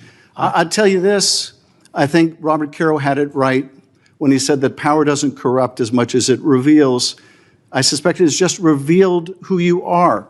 And who you are is someone willing to sacrifice everything you once believed in for that title, for that position of Attorney General. And it is a sad story that we have seen from Trump appointee after appointee after appointee. We have seen people compromise themselves little by little and then a lot by a lot until they're sitting before this committee and trying to justify the unjustifiable. I yield back. May I just briefly respond, Chairman? Yes, you may. Very briefly. So you asked me what happened to Todd Blanche. I am still here. I am the same exact person I was when I was a federal prosecutor in the SDNY, which is do the right thing and do everything you can to keep communities safe. So when I was a line prosecutor, when I was a supervisor, when I was the head of a division, my motivation and my goal was the same thing with the people who worked with me and worked for me, which is do the right thing, enforce the laws, and put bad guys in jail. And so you spend time talking about, I did not interrupt you. I did not interrupt you. A little courtesy would be appropriate. So when you ask me what has changed, okay, and you talk about a single document that I signed, okay, and somebody had to sign that document when the president sued, okay, so I tried to do the right thing. What I do every single day, and what the prosecutors in this country do every single day, and the nearly 100,000 indictments and informations that have been filed since January 20th, is exactly what everybody in this building should want the Department of Justice to do. which is to make our communities safer, enforce the laws, both civilly and criminally, and always do the right thing with integrity, which is exactly what I'm doing. So I am the same Todd Blanche I was when I was a federal prosecutor in the SDNY. Before I call on the last senator to ask questions, I'd like to enter into record a letter supporting the nominee from Peter Forselli, retired law enforcement officer, as the NYPD homicide detective and ATF special agent.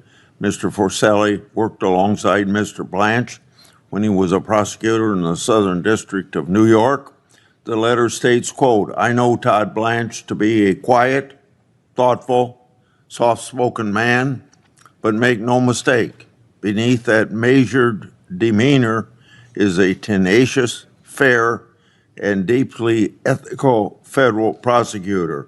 He is the kind of lawyer who does not seek the spotlight, yet he consistently delivers results grounded in the law and justice." End of quote. Without objection, it's entered in the record. Senator Cruz.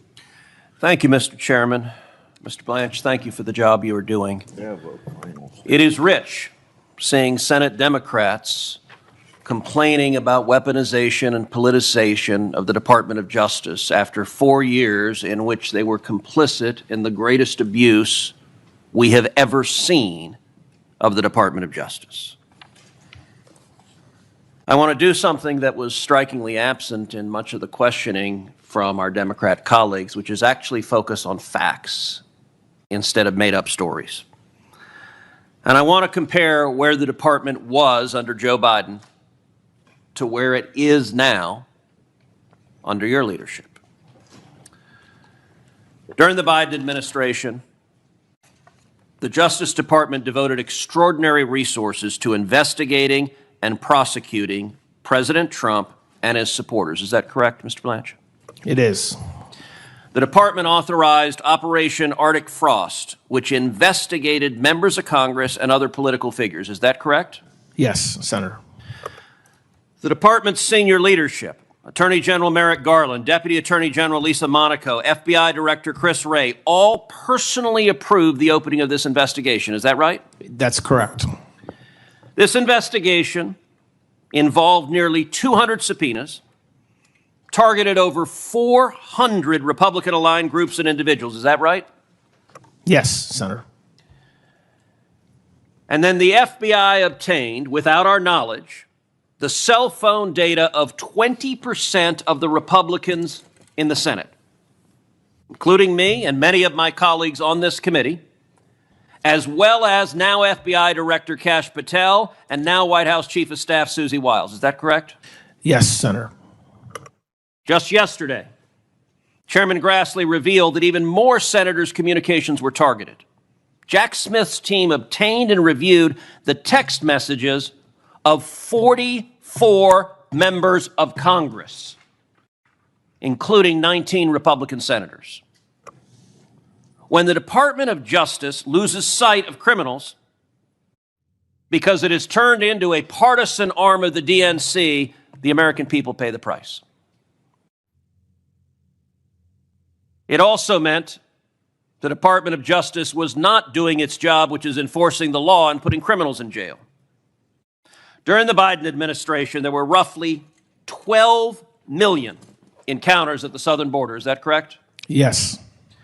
Approximately 2 million illegal aliens were known to have entered but were not apprehended, the so-called gotaways. Is that right? Yes, that's correct. Fentanyl became the leading cause of death for Americans between the ages of 18 and 45. Is that right? That's correct. That was courtesy of the Democrats' open border policies of letting drug dealers and human traffickers flood into this country because they believed it would benefit them politically. Violent transnational criminal organizations, including the Sinaloa Cartel, the Jalisco New Generation Cartel, MS-13, and Tren de Aragua, expanded their operations inside the United States. Is that right? It is absolutely correct. And then something we never hear from the Democrat side of the aisle: the victims. Jocelyn Nungaray, I've not heard one Democrat so much as utter her name. The little girl tragically raped and murdered by 2 Venezuelan gang members the Biden administration released. Laken Riley, again, the Democrats cannot even say her name. Rachel Morin, a mom, brutally raped and murdered by another illegal the Biden Justice Department released. These were daughters, these were students, these were mothers, and they would be alive if the Department of Justice had done its duty. So let's compare the lawlessness, the partisanship, the abuse of power of the Biden Department of Justice to what has happened in the last 18 months. Mr. Blanche, objectively, the American people are safer today than they were 18 months ago. Is that correct? There is no doubt. Now, that's not simply empty rhetoric. Since President Trump took office, federal law enforcement has arrested approximately 29,000 violent gang members. Is that right? That's correct.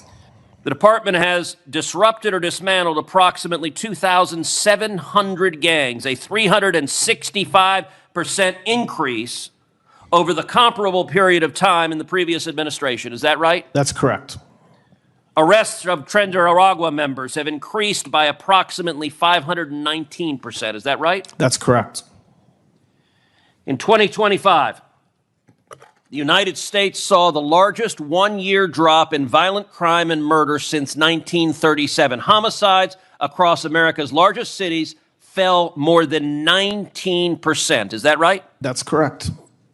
Robberies fell nearly 20%. Aggravated assaults fell nearly 10%.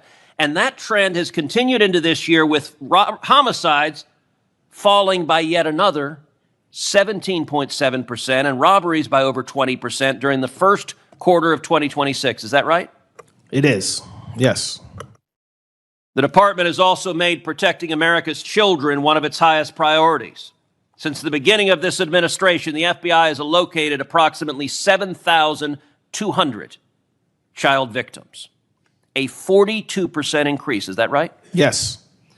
The FBI has arrested approximately 3,500 child predators and human traffickers, a 102% increase. Is that right? That's correct. In April alone, Operation Iron Pursuit located more than 200 child victims and arrested more than 350 alleged child sex abuse offenders. Is that right? That's right. And across my home state of Texas, Operation Soteria Shield rescued 89 children and resulted in 276 child exploitation arrests. Is that right? That's the correct stat. Mr. Blanche, after less than 18 months, would it be fair to say that the department is once again focused on protecting the American people and faithfully enacting the laws? That's exactly what we're focused on, Senator.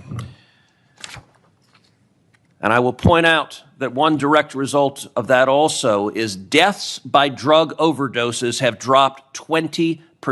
There are literally thousands of Americans who are alive today because of the job you and your colleagues at the Department of Justice are doing. And I, for one, want to say thank you for focusing the department on saving people's lives and putting criminals in jail.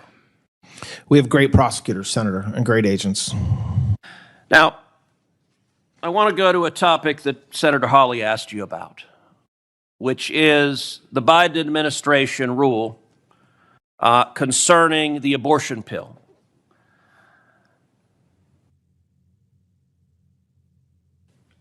(18 U.S.C. Section 1461, Comstock Act, provides that every article or thing designed or adapted or intended for producing abortion is declared to be non-mailable.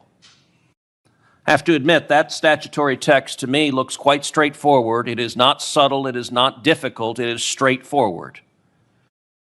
As you know, during the Biden administration, the Office of Legal Counsel issued an opinion concluding that those provisions generally do not prohibit mailing abortion drugs unless the sender intends them to be used unlawfully. Is that right?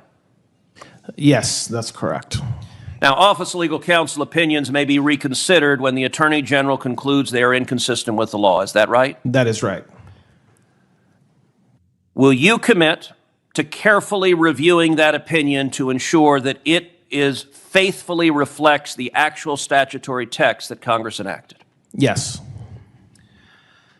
Likewise, as Senator Hawley asked, Louisiana versus FDA remains pending before the Fifth Circuit.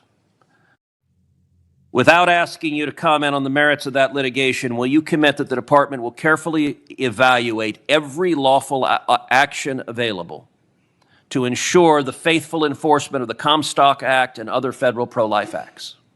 Yes. And I want to point out the real consequences of the Biden administration's lawless authorization of mail-order abortions.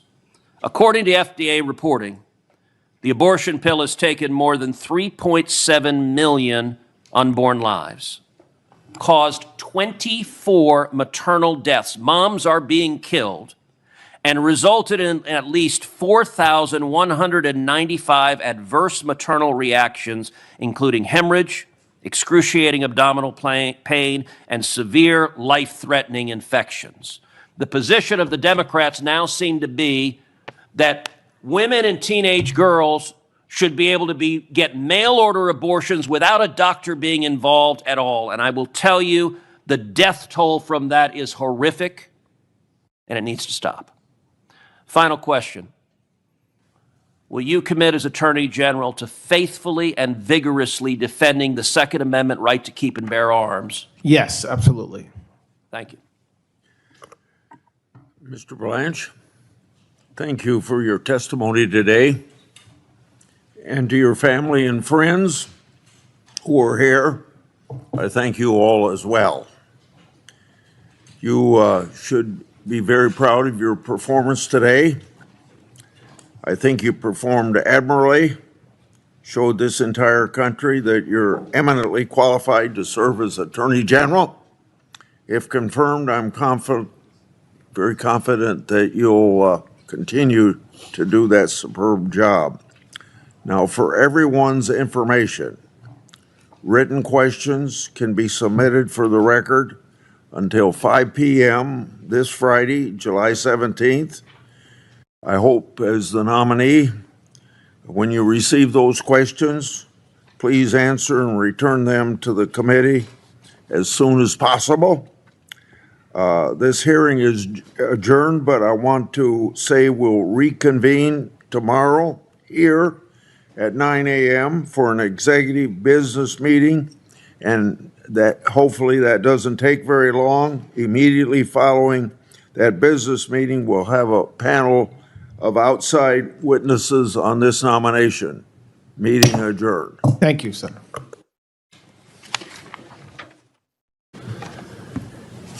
Men and women of the Department of Justice, for their service. I want to begin where maybe we have some common ground. You would agree that the Islamic Republic of Iran is well known to detain, torture, even kill political dissidents, including evangelical Christians, would you not? Yes, Senator, they have done that, yes.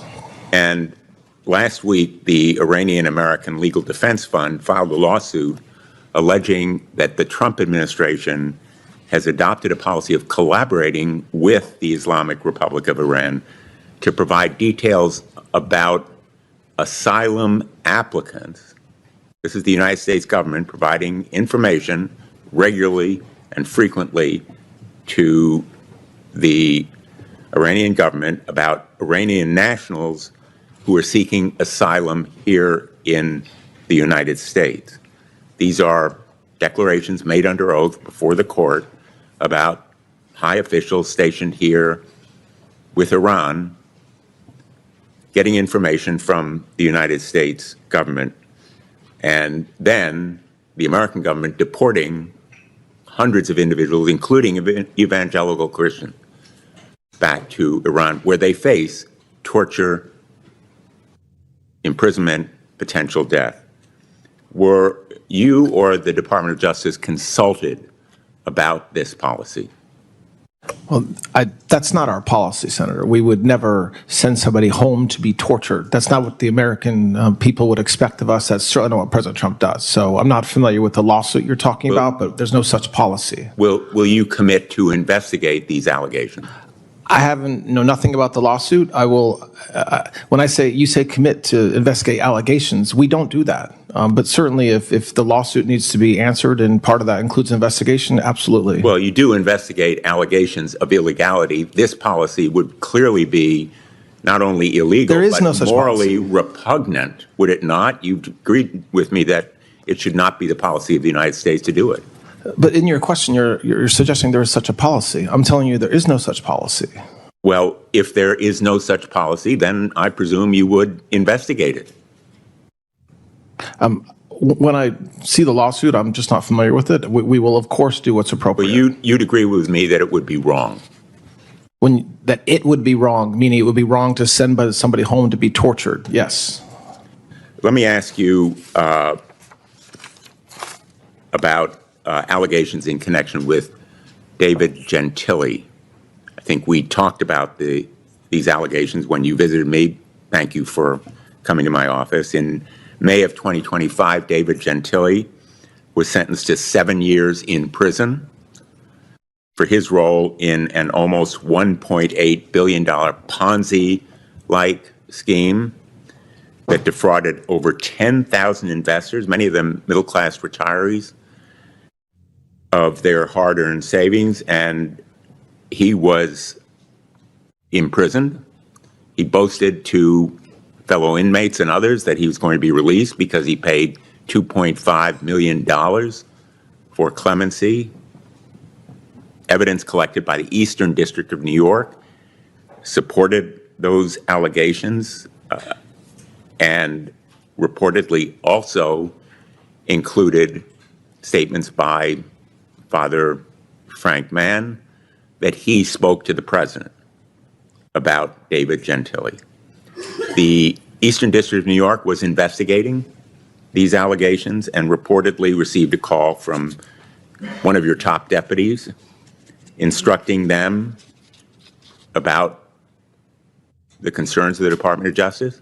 The investigation was stopped by the Eastern District of New York. I wrote to you on June 23rd and United States Attorney Joseph Nacella about these allegations that an investigation into this impropriety was shut down at the request of your office. Did you have any involvement or knowledge about the commutation of Mr. Gentili's sentence? President Trump, as I've said a couple times today, has full authority to pardon or commute anybody convicted of federal crime. That's not my question. So I'm answering your question, Senator. Did you I'm answering know your question. What my communications with President Trump, I will not talk about. He does not, nor should he. He has no obligation to discuss pardon or commutation decisions with me, and he has not. As far as what you just suggested about an investigation, I believe you're referring to a news article that was the result of apparent leaks, and I would caution that there's falsehoods in those news articles. I'm asking you what